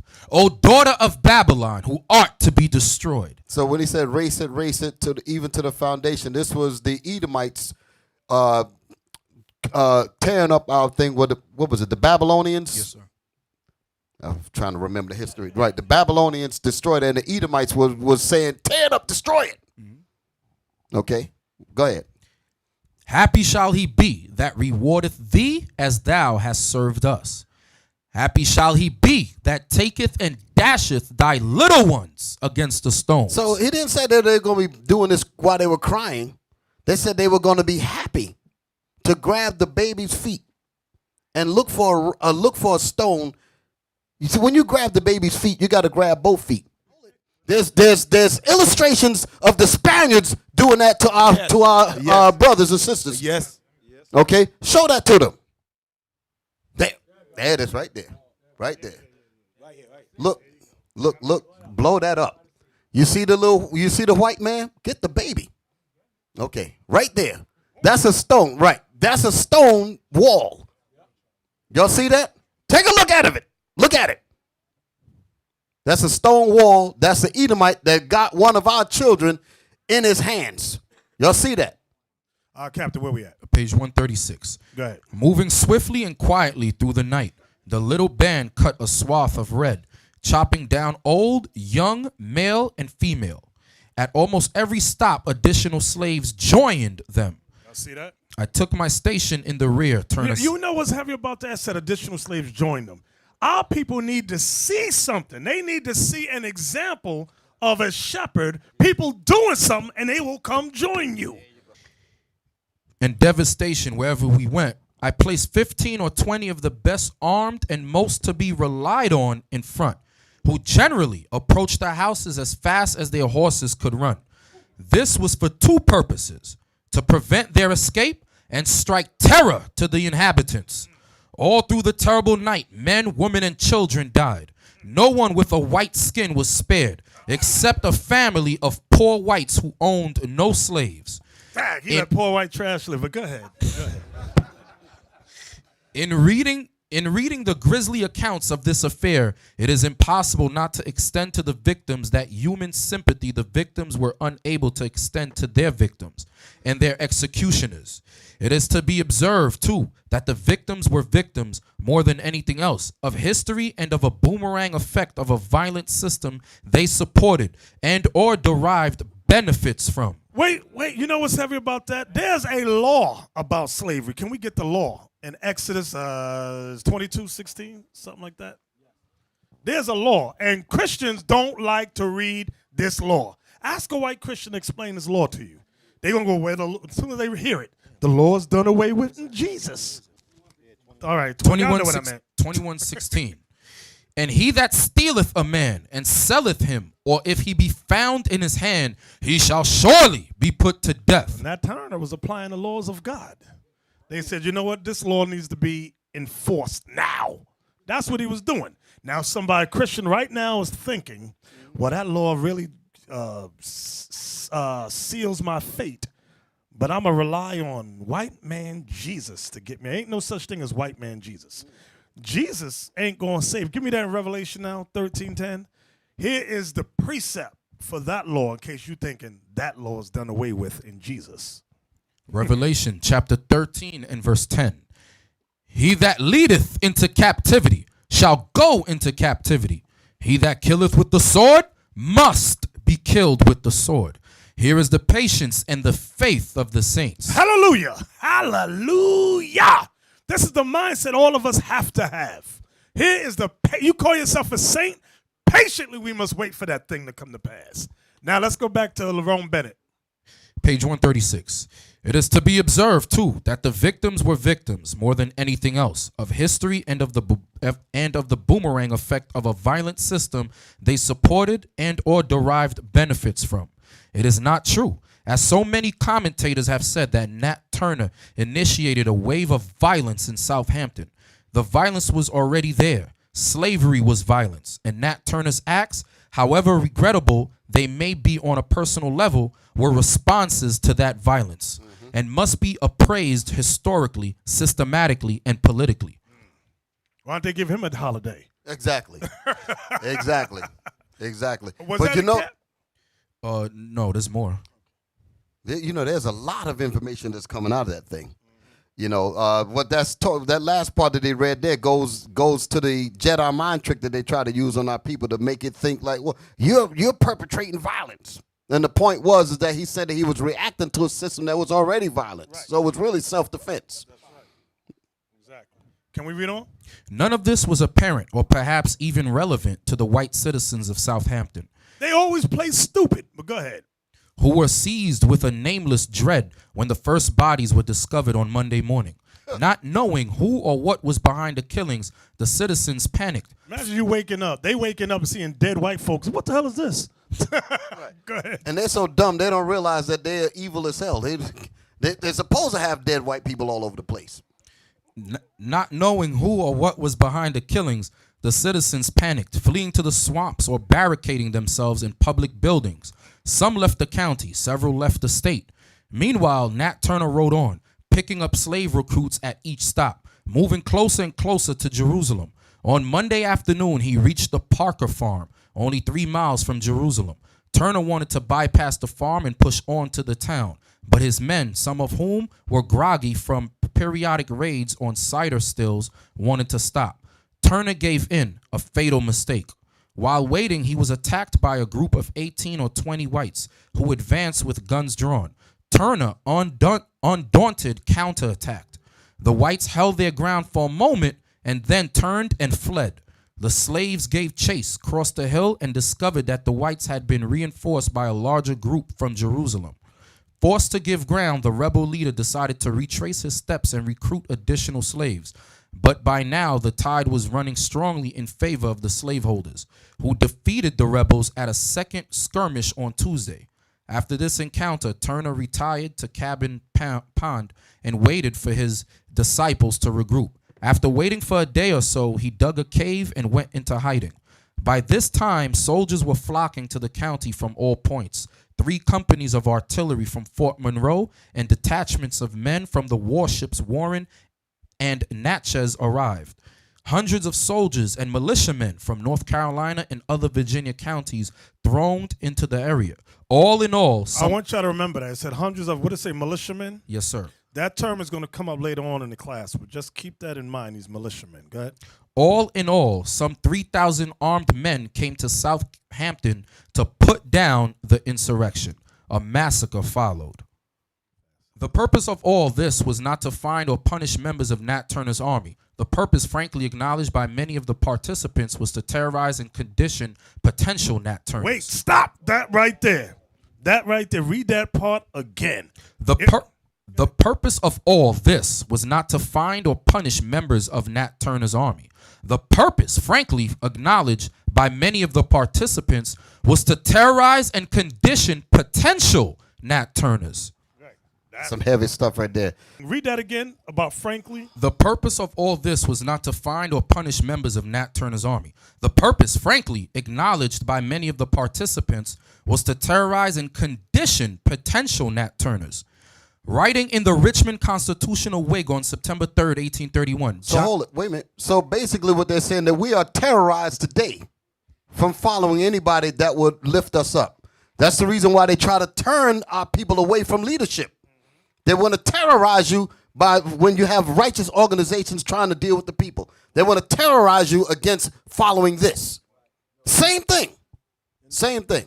And they'll use terms like you're a cult. Exactly. That's the main. That's the saying. That's the psychology behind it. I want y'all to really see what we're reading here and understand that nothing has changed. Writing in the Richmond Constitutional Whig on September 3rd, 1831, John Hamlin Pleasance put it bluntly. Let the fact not be doubted by those whom it most concerns, that another such insurrection will be the signal for the extermination of the whole black population in the quarter of the state where it occurs. Among those most immediately concerned was a slave who later told Thomas Wentworth Higginson that at the time of the old prophet Nat, the colored folks was afraid to pray aloud, for the whites threatened to punish them dreadfully. What happened, because of Nat Turner, they called him the prophet. They called him the prophet. We were afraid to pray out loud because the white men was forbidding us to pray out loud to our God, the Most High. They would put us to death. Right. We were terrorized. That's what it says, letting you know that black people were terrorized. Because they didn't want us praying against them like it teaches us to do in Luke 18. Is it Luke 18? Luke 18, where Christ said, pray for the death and destruction of your enemies. No, that ain't in the Bible, that brother. That can't be that. No. I got to get rid of that Bible then. I can't follow that. No. Luke 18, verse 6. And the Lord said. And the Lord said. Go ahead. Hear what the unjust judge saith. And shall not God avenge his own elect, which cry day and night unto him, though he bear long with them? I tell you that he will avenge them speedily. Nevertheless, when the Son of Man cometh, shall he find faith on the earth. Y'all see that? So he says he will avenge us speedily. So we're supposed to pray for that. Jump up above that where it talks about that. Not for a while. Let me see it. Yeah, the whole thing's about prayer. The whole thing's about prayer. Yeah, you know what our people don't understand, Bishop? Deliverance come with blood. Right. Deliverance, I'm saying it again, deliverance come with blood. So y'all can be in La La Land all you want. Exactly. Jump at 4? Go to verse 4, I'm sorry. Verse 4. Start at 3, I'm sorry, 3. Verse 3. And there was a widow in that city, and she came unto him, saying, Avenge me of mine adversary. That's the subject. Avenging on your adversary, which is your enemy. Go ahead. And he would not for a while. But afterward he said within himself, Though I fear not God, nor regard man, yet because this widow troubleth me, I will avenge her, lest by her continual coming she worry me. And the Lord said, Hear what the unjust judge saith. And shall not God avenge his own elect? So now Christ is comparing God to the unjust judge. And shall not God avenge what? His own elect? The Israelites. Which cry which pray day and night unto him, though he bear long with them? I tell you that he will avenge them speedily. Nevertheless, when the Son of Man cometh, shall he find faith on the earth? You know why it says that? Nevertheless, when the Son of Man cometh, shall he find faith on the earth? From the time of Nat Turner, we were forbidden to pray out loud during that time because they didn't want us praying against our enemies, our adversaries. So now, with Christianity's onslaught, they made put in our heads that it is a sin to pray to God for vengeance against your enemies. Most black people and Latin people say, no, you're not supposed to do that. Love your enemy. I don't know. They blur the lines in scriptures. They twist scriptures. That's what they do. This is when what we're reading is going to occur. All right. I don't want no misunderstanding, no confusion. Zechariah 9, let's start at 12. Zechariah 9 and 12. Turn you to the stronghold, ye prisoners of hope. The stronghold is the Holy Bible. Go ahead. Ye prisoners of hope. We're the prisoners of hope. We're prisoners because we're in captivity and we're hoping for deliverance. Go ahead. Even today do I declare that I will render double unto thee when I have bent Judah for me. So he's going to bend the southern kingdom, starting with Judah, to do his will. Go ahead. Fill the bow with Ephraim. He's forming us into a weapon. Ephraim and the northern kingdom is going to be, we all going to be transformed into a living weapon. Go ahead. And raised up thy sons, O Zion, against thy sons, O Greece. See that? Against thy sons, O Greece. So there is going to be a war. Let's find out when. Go ahead. And made thee as the sword of a mighty man, and the Lord shall be seen over them. So that's, y'all see that part? And the Lord shall be seen over them, meaning the chariots. That ain't on this side. That's going to be on the other side when Babylon's destroyed. So I don't want nobody thinking, well, it's going to be here in America. It ain't going to be here in America at all. So nobody get no dumb thoughts. Go ahead. And the Lord shall be seen over them, and his arrow shall go forth as the lightning, and the Lord God shall blow the trumpet, and shall go with whirlwinds of the south. See that? Those are the chariots. Go ahead. The Lord of hosts shall defend them, and they shall devour and subdue with sling stones, and they shall drink and make a noise as through wine, and they shall be filled like bowls, and as the corners of the altar.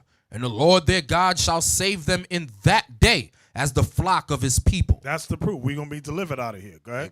For they shall be as the stones of a crown, lifted up as an ensign upon his land. Right. We're going to be like the stones of a crown because we are his jewelry. Exactly. Okay. So when you have camps, you got different people out here that can't even apply love thy brother. They ain't getting part of this at all. They're going to be put to death. They're not going to be a part of any of this at all. They can't even apply basic discipline scriptures to how to deal with their own brothers. Exactly. So they're not going to see any of this. At that time of the old prophet Nat, the colored folks was afraid to pray aloud, for the whites threatened to punish them dreadfully. If the least noise was heard, the brightest and best was killed in Nat's time. When a boy, if the least noise was heard, the brightest and best were killed. So you check that out. If a child prayed, they look for the best slave and say, kill that one right there. Put him to death. You know what's heavy about that, Bishop? Something that Esau sees that we don't see. They know that all of us are not the same. They know that some of us are on different levels. Because for them to single out someone based on their actions, they're looking for any threat. And all of us don't move the same. And some of you have to be real with yourself.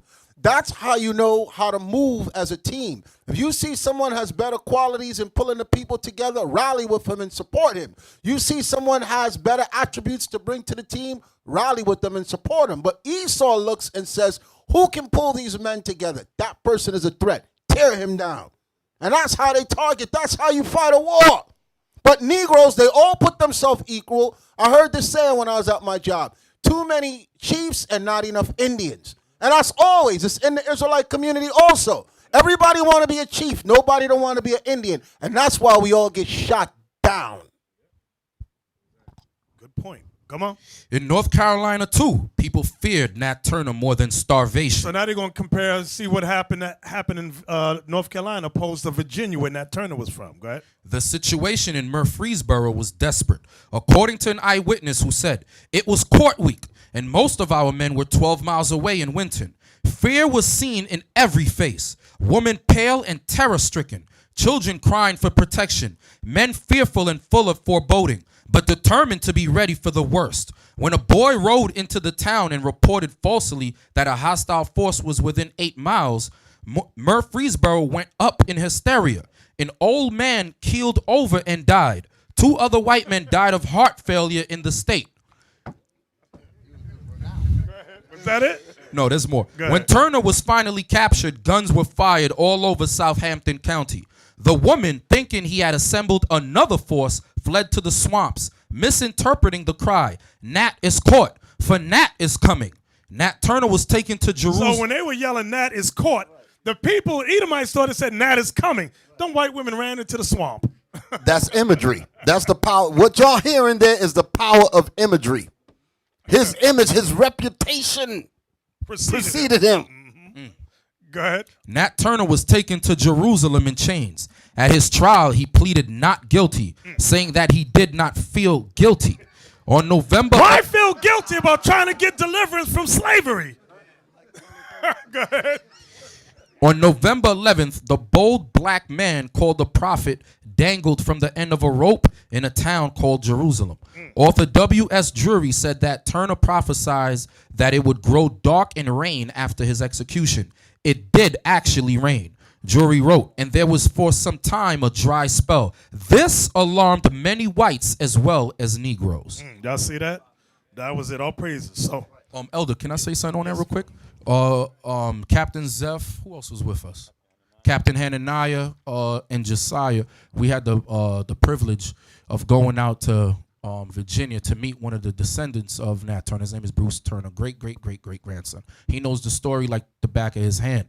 And Elder, he told us that there was like a tale of Nat Turner like 20, 30 years after he died. If the Edomite kids was being bad, the parents would tell the kids, you better behave or Nat Turner's coming to get you.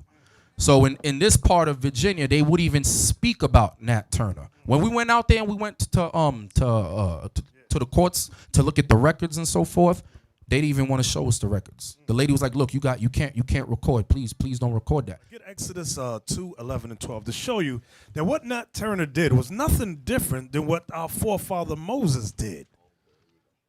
Okay, because somebody like we sometimes we tend in our Negro state of mind try to separate what we're reading in the Bible, our history, from what happened more closer to our timeline today. Right, exactly. But it's the same history. Come on. And Nat Turner knew that. Exodus chapter 2 and verse 11.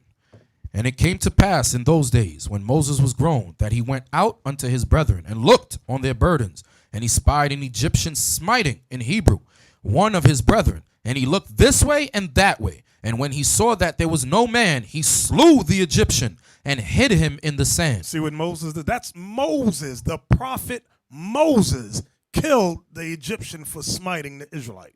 Okay? That's how our forefathers got down. So that's why I say I don't know what book some of our brothers be reading. Okay? I was reading the other day. Actually, I'm not reading. I was looking at, you ever look at the families of Martin Luther King Jr. and the families of Malcolm X and look at where both their families are today? And their families, it's amazing because one family is somewhat wealthy because King's family has an institute in his name. Esau supports them. One of the sons was in like an assemblyman or something of that nature in politics and all that. Then you look at Malcolm X's family, who was not supported, not only by Esau didn't support him, black folks abandoned him. And two of his children according to when you look online, were in prison. One for putting an assassination plot against Farrakhan, and the other one was for fraud, bank fraud, things of that nature, something like that. Bishop, didn't Yes. even the grandson get in trouble? The grandson went to jail for killing Malcolm X's wife, Betty Shabazz, burned her alive. Burned her in the alive. bed. I'm looking at the two families. I'm like, dang, what the hell? You know, and Esau, they support King's family 100%. But Malcolm's family said, nah, let them rot. Let them die. You can see it when you interview them. They're always speaking in a way as not to bring up anything offensive. They're always speaking in that middle, you know, that was a different time. Things are different now and things have changed. Nothing has changed. If things change, then the prophecy wouldn't be what it is. Judgment is coming. Okay? But they want to rock you to sleep and make you believe that things are better. They're not better. Exactly. And when you look, King was very, very intelligent, brother. Very intelligent, just as Malcolm was. And they became a threat when King decided to join with Malcolm. And that's when Malcolm was assassinated later on King. America, I wrote this thing out. America,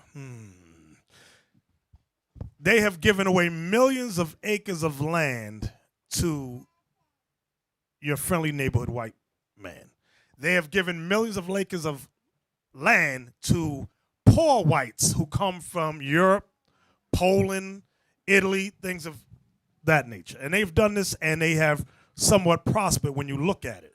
America provided European peasants with an economic foundation. Not only did America give away land, but they provided financial funding. I'm going to show y'all that that's exactly what they did, because a lot of times you'll go to work or be at school and whites will tell you, work hard, pull yourself up by your bootstraps like my ancestors did, and you can be successful in society. Okay, The Columbia History of the World, okay, editors John A. Garrity, Peter Gay, by Harper and Row Publishers. Now, let's go inside the book.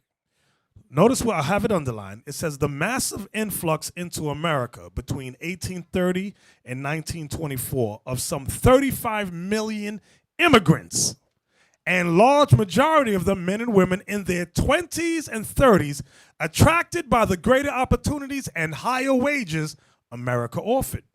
Let's go to the next page.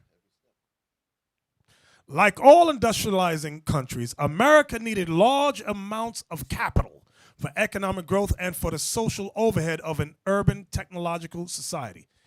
Immigration played some part in meeting this need, willy-nilly. European countries had to pay the cost of nurturing immigrants who, when ready to become productive members of society, left for America. In the 19th century, the subsidy this practice bestowed on the American economy amounted to at least $1,000 for each new settler. So what happens to all the hard work, pull yourself up by your bootstraps like their ancestors didn't? That's a lie. You know how much $1,000 back in the 1800s was? You got to be kidding me. You got to look at you have to look at the total disrespect and contempt for them to even say that to you.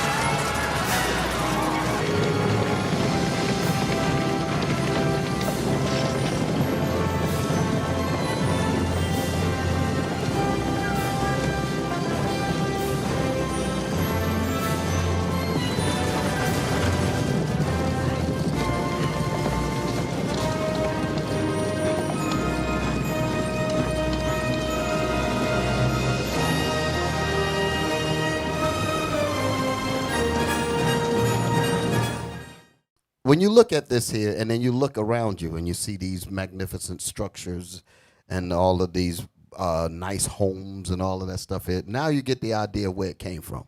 Because they did not, as they were saying, pull themselves up by their bootstraps. When they came and stole the land, they simply built on it what they stole. And that's the way you really have to look at it. So you cannot be here and being happy that you're in this condition. This is the more reason why we have to be a disciplined people and follow what our Lord and Savior told us to do so that we can get the hell out of here. Exactly. Now let's see the next video, Abiel. I want to see, it flows too, Little House. Thought I might tell you a story. Oh, please, Pa. Little House on the Prairie, the deluxe remastered edition. Kansas, here we come. Experience all 9 seasons of the groundbreaking series. You like home? Good. Because we got one now.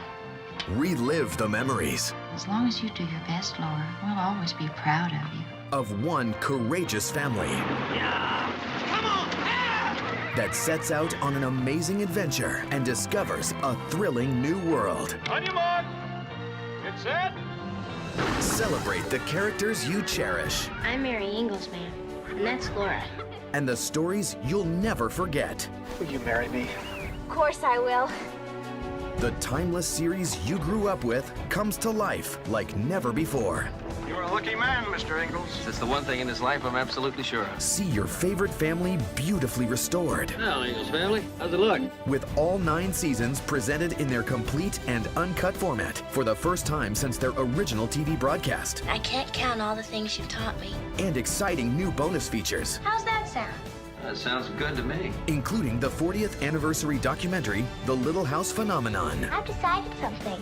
What's that, Heffa? Home is the nicest word there is. Own all 9 seasons of Little House on the Prairie, Deluxe Remastered Edition. Let me tell y'all something. You might not realize it. The Ingalls family was nothing more than a family of colonial thieves. They were thieves. The whole family was thieves. Y'all didn't pick that up? They got $1,000. That's why I had to read this. I had to set it up like that. $1,000. They came over and now they settled with stolen land. And many people, black, white, Latin, everybody. I just love the Ingalls. No. Deuteronomy 19, verse 14. Thou shalt not remove thy neighbor's landmark, which they of old time have set in thine inheritance. So it was an inheritance not to be touched. Read it again. Thou shalt not remove thy neighbor's landmark, which they of old time have set in thine inheritance, which thou shalt inherit in the land that the Lord thy God giveth thee to possess it. So they took away something that was given to us by the Creator. Now read the one that the bishop said. Hey, I'm sorry, Deacon. That's the reason why that white man, Ronald Sanders, called America the Promised Lands. Because they understood. Edomites, they do study. Right. That's why they call this land the Promised Land, because they're saying that Gad was promised this. That's the name of the book, Lost Tribes and Promised Lands. The person that gave those eyewitness accounts of the people he encountered in the land knew, according to what Deacon Yawasop is saying, that this was promised to these people. That's why he wrote that stuff there.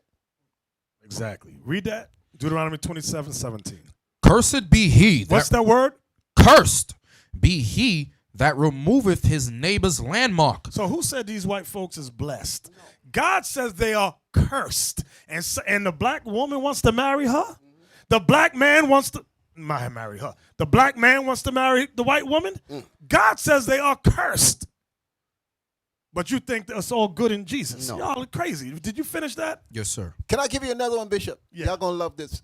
Give me Proverbs chapter 23, verse 10. Remember what you just read. Cursed be he that removeth his neighbor's landmark. Now look at this beautiful prophecy here. Proverbs chapter 23 and verse 10. Remove not the old landmark, and enter not into the fields of the fatherless. Because when they came to take us down, the first person to die was your father. That's right. They killed the men first. They massacred the men. Okay, there was a documentary on YouTube I was watching. I couldn't even finish it. It was a long documentary where they were speaking about Wounded Knee and a few other encounters. And they detailed it of Little kids moved a little bit after they shot down the grown-ups, and they were just walking through shooting little kids in the head. Little kids were crawling under their mother to try to hide, and they would push the mother over, see the trembling child, and shoot the child. Read it again. Remove not the old landmark, and enter not into the fields of the fatherless. And this is why. Read on.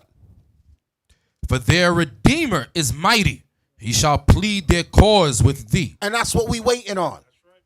That's what we waiting on. That's why we tell y'all don't get stupid and don't go rise up with no evil in your head saying y'all want to do things to people. The Most High is our Redeemer. He's mighty. And if you move on these people without his say-so, what you're saying is you don't believe in the scriptures. And you know what evidence of that, Deacon Asaph? When you read in the book of Numbers, when the Most High told the children of Israel to spy out the land, and Joshua and Caleb came back with a good report and said, we could take the land. But the other 10 men said, no, we can't take the land. So then the Most High was mad. So then sometime later, the men said, okay, let's go take the land. Moses said, don't go now. God is not with us. And they said, we're going to go anyway, and got put to death. Because you got to wait on the Most High's commands. You got something, Thon? Yes. Give me Sirach 34 and verse 21. About Elder mentioned earlier about how they're colonial thieves. They're also colonial murderers. Right. The Lord going to show you that now. Sirach chapter 34 and verse 10. Now in the book by Bartolome de las Casas, he quotes this scripture because he witnessed them killing our brothers and sisters on this side of the world and taking the land, the Spaniards. Read this. He that hath no experience. No, 34 verse 21. 34 verse 21. The bread of the needy is their life. He that defraudeth him thereof is a man of blood. Read again. The bread of the needy is their life. The bread of the needy is their life, meaning our food, this land was our life. Go ahead. He that defraudeth him thereof. He that takes it from him, go ahead. Is a man of blood. Read the next part. It's going to explain it again. He that taketh away his neighbor's living slayeth him. That's what they did on this side of the world. He that taketh away his neighbor's living slayeth him. Go ahead. And he that defraudeth the laborer of his hire that's what Nat Turner was responding to. They had us working for them for free, laboring in the land that was stolen, and they had us working it for them for free. Read again. And he that defraudeth the laborer of his hire is a blood shedder. That's what he saw. He's a blood shedder. And therefore, if you live by the sword, you're going to die by the sword. Like Revelation 13:10 says. Exactly. Get Micah chapter 2. We got to realize the Bible is the greatest history and prophetic book on the planet Earth. There's no other equal to this book. That's why we don't play games with the Bible. We're going to tell it to you straight. Whether your feelings get hurt, sometimes your feelings need to get hurt. You got it for me, Captain? Micah chapter 2. Woe to them that devise iniquity and work evil upon their beds. And work evil on their beds while they're sleeping. Go ahead. When the morning is light. When they get up in the morning. They practice it. They practice it. They practice the evil they devised on their bed the night before. Go ahead. Because it is in the power of their hand. They had the guns. They had what's that special gun they had? The Gatling gun. They created all kinds of new weapons. Go ahead. And they covet fields. They what fields? Covet fields. Covet means to desire wrongfully. Covet that which is not yours. Go ahead. And take them by violence. How did they take the fields of America? By violence. That's who said this? God. This is what God is prophesying to us. Come on. And houses, and take them away.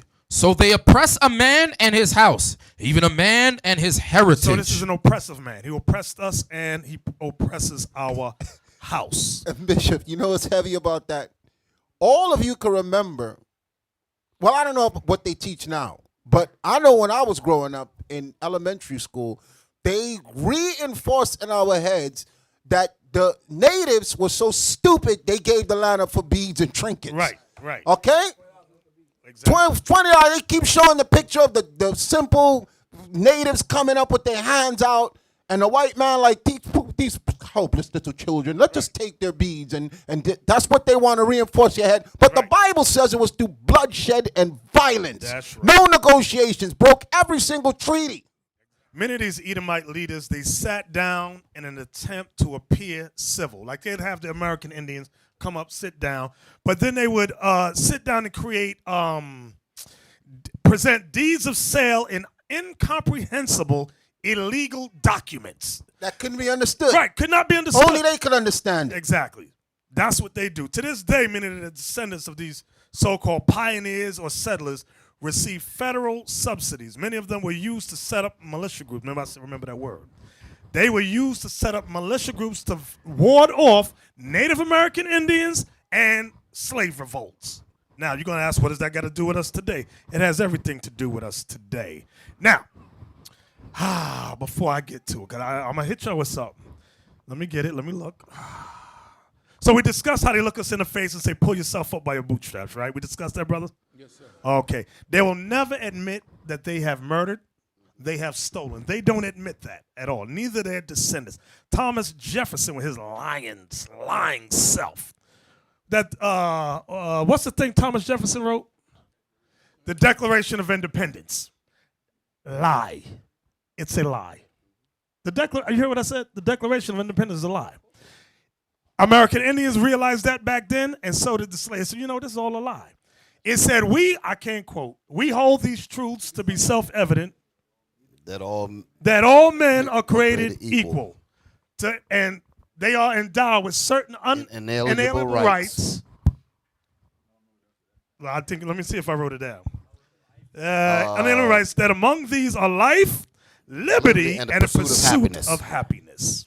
That's it. That's all a lie. It had nothing to do with black people, Native Indians, Latinos, had nothing to do with us. Now, right, nothing with the 12 tribes. Now, let me show you the next video. Give me Young Turks. I want the Young Turks video because they say we're all equal, right? When we watch this video, because some of y'all in here, some of you sisters might be thinking, we are all equal. I don't know. I'm going to show you a video right now that just happened in the news. And it's going to prove out of the white man's mouth. You might not believe God, but when the white man speaketh, thou shalt believeth. And hold it now. I'm glad you said it there because I was thinking on those terms. When he comes before you, he comes, as I call it, his whiteness.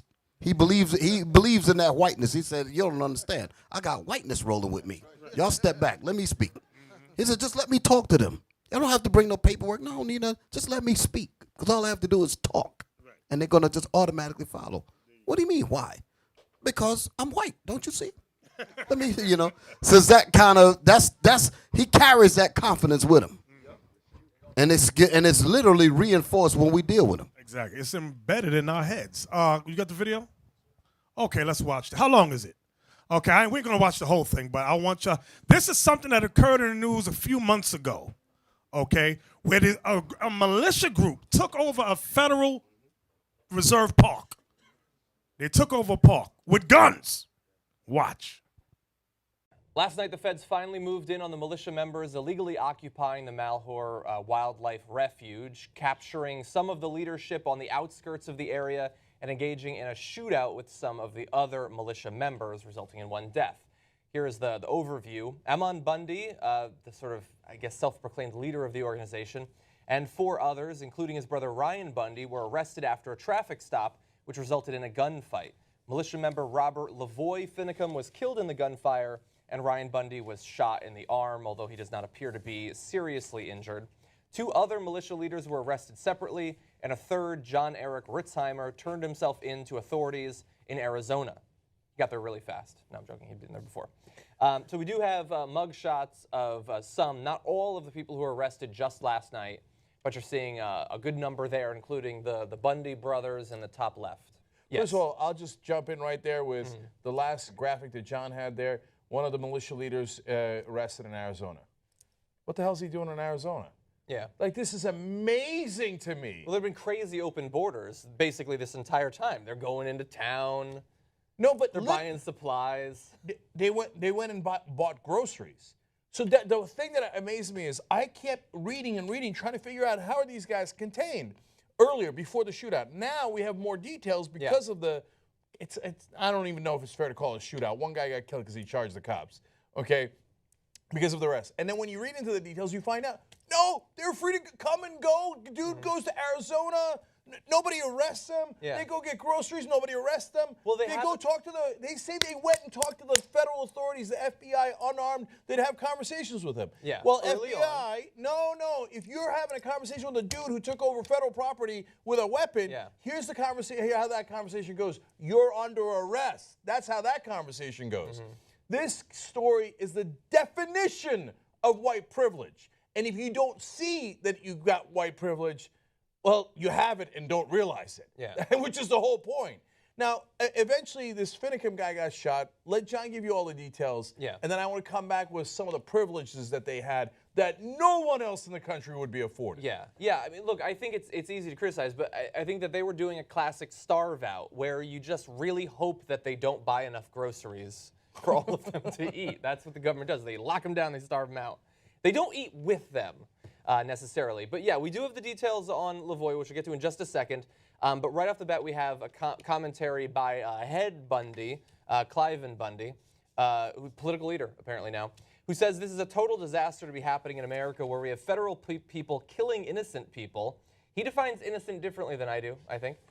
We believe that these federal people shouldn't even be there in that state and be in that county and have anything to do with this issue. Well, I feel that way about a different group than the federal people. I have some sons and other people there trying to protect our rights and liberties and freedoms, and now we've got one killed, and all I can say is he's sacrificed for a good purpose. Agree to disagree on that. Now, in terms of the reaction from the militia members. So the militia members find out that Lavoy has been shot, and there's immediately both an uproar in the militia circles right there in Oregon and around the country, but then we also have sort of different ideas of exactly what happened to him, and it took a little while for the real story to come out. So first, here is video released by militiamen in Oregon when they find out that one of their own has been killed in a shootout with the police.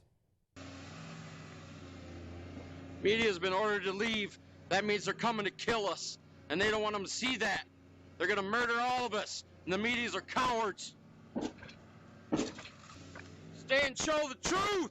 Show the truth! Media's been waiting for a bloodbath this whole time we've been here. Now there's going to be one, and they're running. They're told to run because the feds don't want to know who's murdering us. American people better wake up, get here, and fight for your country.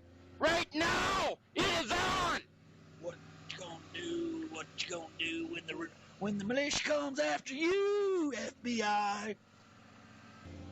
All you military that's been fighting for your country overseas, you can fight for your country right here in America. Get here, get some. This is history in the making. There are no laws in this United States now. This is a free-for-all Armageddon. Any Leo or military or law enforcement or feds that stand up and fuck their oath, don't abide by their oath, are the enemy. If they stop you from getting here, kill them! Okay, so just right off the bat, all of you who keep tweeting us and have been since the beginning that they haven't threatened anyone, even though they have almost every day in the interim, he just said to kill them if they try to stop you. If any authorities try to stop you, kill them. Kill them. So Could just you be clear. imagine? Be Drop- clear. No, I'm done. Drop it. Drop it.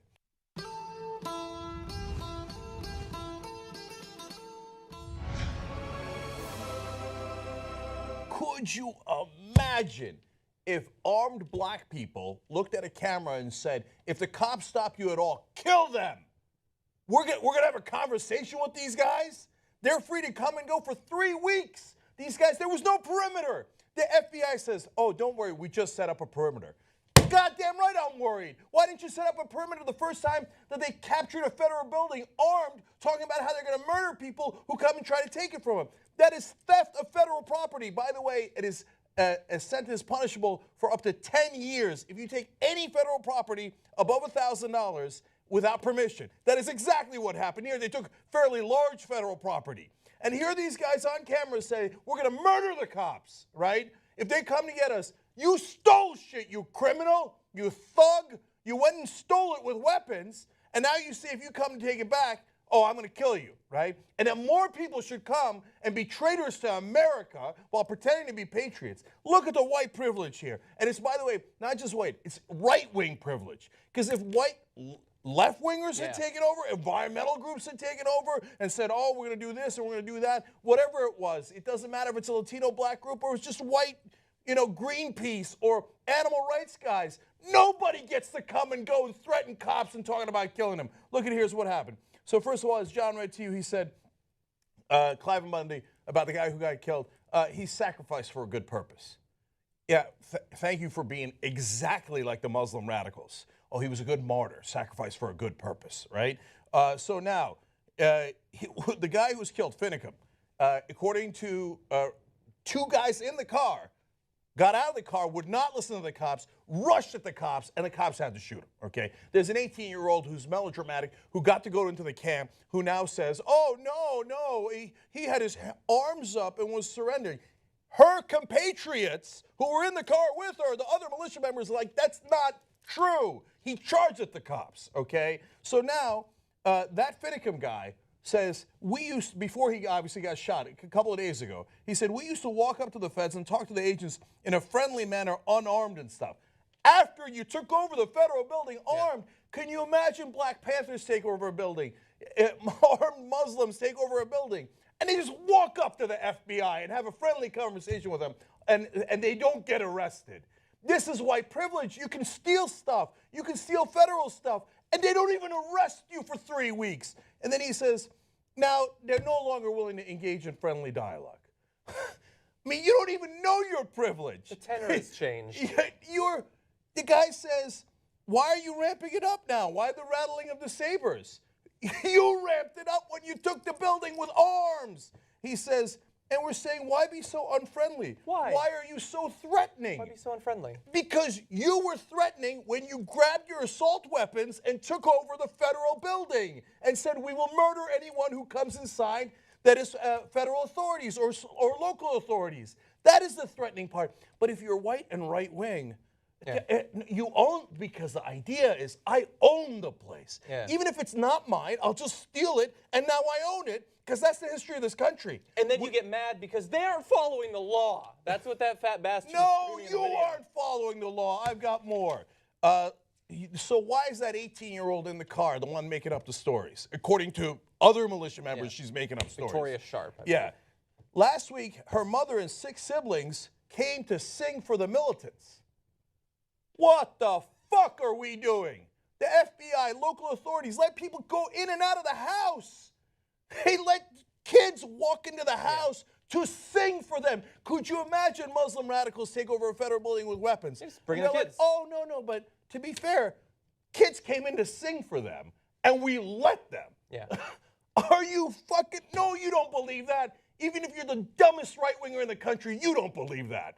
You know that we would surround the building, we wouldn't let anybody in, we wouldn't let anybody out. But if you're white and right-wing, you get to do whatever the fuck you want. I mean, you've been stealing shit this whole history of the country, so you feel like, well, I'm entitled to steal other people's stuff, and I'm entitled to get away with it. I'm entitled to have my family join me. Okay. Sharp, the 18-year-old, not arrested. You're in a shootout with cops. Okay, she's 18 years old. You're telling me, the black girls at that pool in Texas, you remember? We got thrown around. Right. They were teenagers. They were under 18. They're at a pool party. They get thrown around like this. You're a fucking black girl, so we throw you around like this. You're a white girl in a shootout with cops, and you walk away. You walk away. White privilege, you don't get it, because you feel like I own this country. I can do whatever the fuck I want. I can tell cops I'm going to murder them. I can have one of my buddies get in a shootout with the cops, and I walk the fuck away. You know how quickly she would have been put down, let alone arrested, if she was black, Latino, Muslim, or any other minority. Okay, put her aside.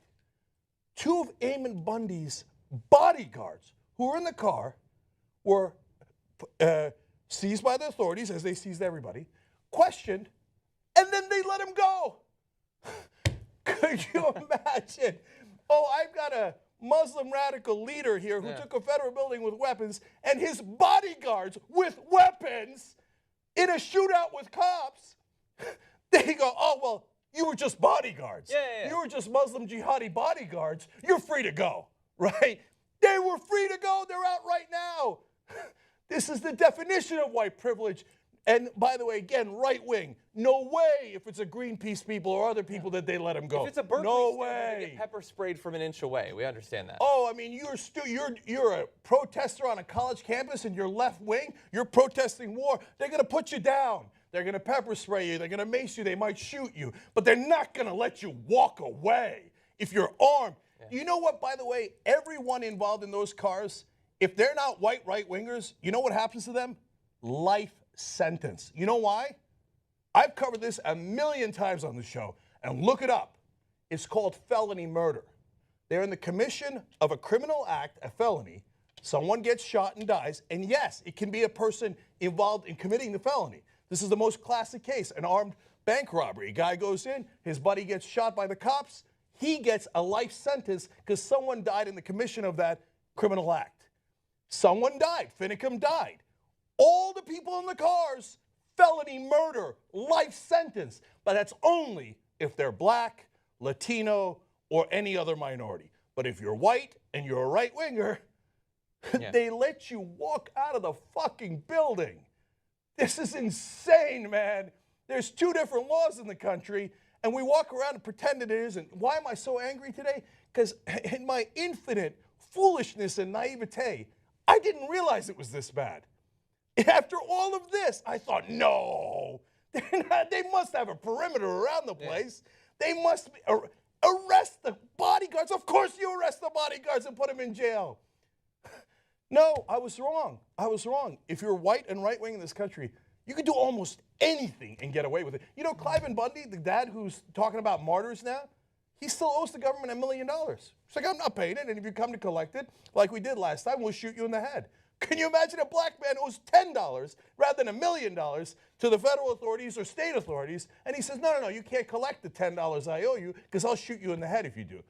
And you have any idea how quickly he'd be put down? They would wait a month or so. Tamir Rice was a 12-year-old. He was a 12-year-old, for Christ's sake. He had a toy gun. These guys have real guns. Tamir Rice didn't say, I'll kill you. They never gave him a chance to speak. He was shot dead in 2 seconds. These guys have been saying for 3 weeks, he gets 2 seconds. They get 3 weeks of saying, we're going to murder you, we're going to murder you, we're going to murder you, and they still get away with it. So finally, after 3 weeks, they bothered to arrest them. Fucking white privilege. That's what this is. See, if I had said that happened, they wouldn't believe me. So I had to let the white man tell y'all exactly what happened in the news. So, and me at home, me and my wife, we'd be home saying, well, what happened with that militia group? Every night, did something happen? Did something? No. 1 week go by, 2 weeks, I'm like, what the hell's going on? Oh, now they ain't even talk about it. Then, boop, it comes up. What are you going to say outside? That was it. All he has to do is just come and say, like I said before, all he has to do is just come into the room. He said, listen, I got my whiteness with me. It's going to work. And this, what we just saw, was not 20 years ago. This was now. This was now in the news.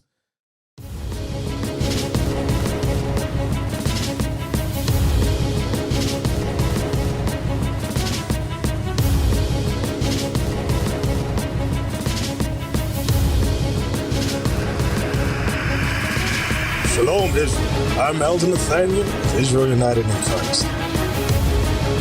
YouTube likes to shut our channels down, as some of you have noticed, ever so often. Subscribing to join IUIC will assure you will always stay connected to our YouTube accounts. We want to do our best to make sure this truth gets out.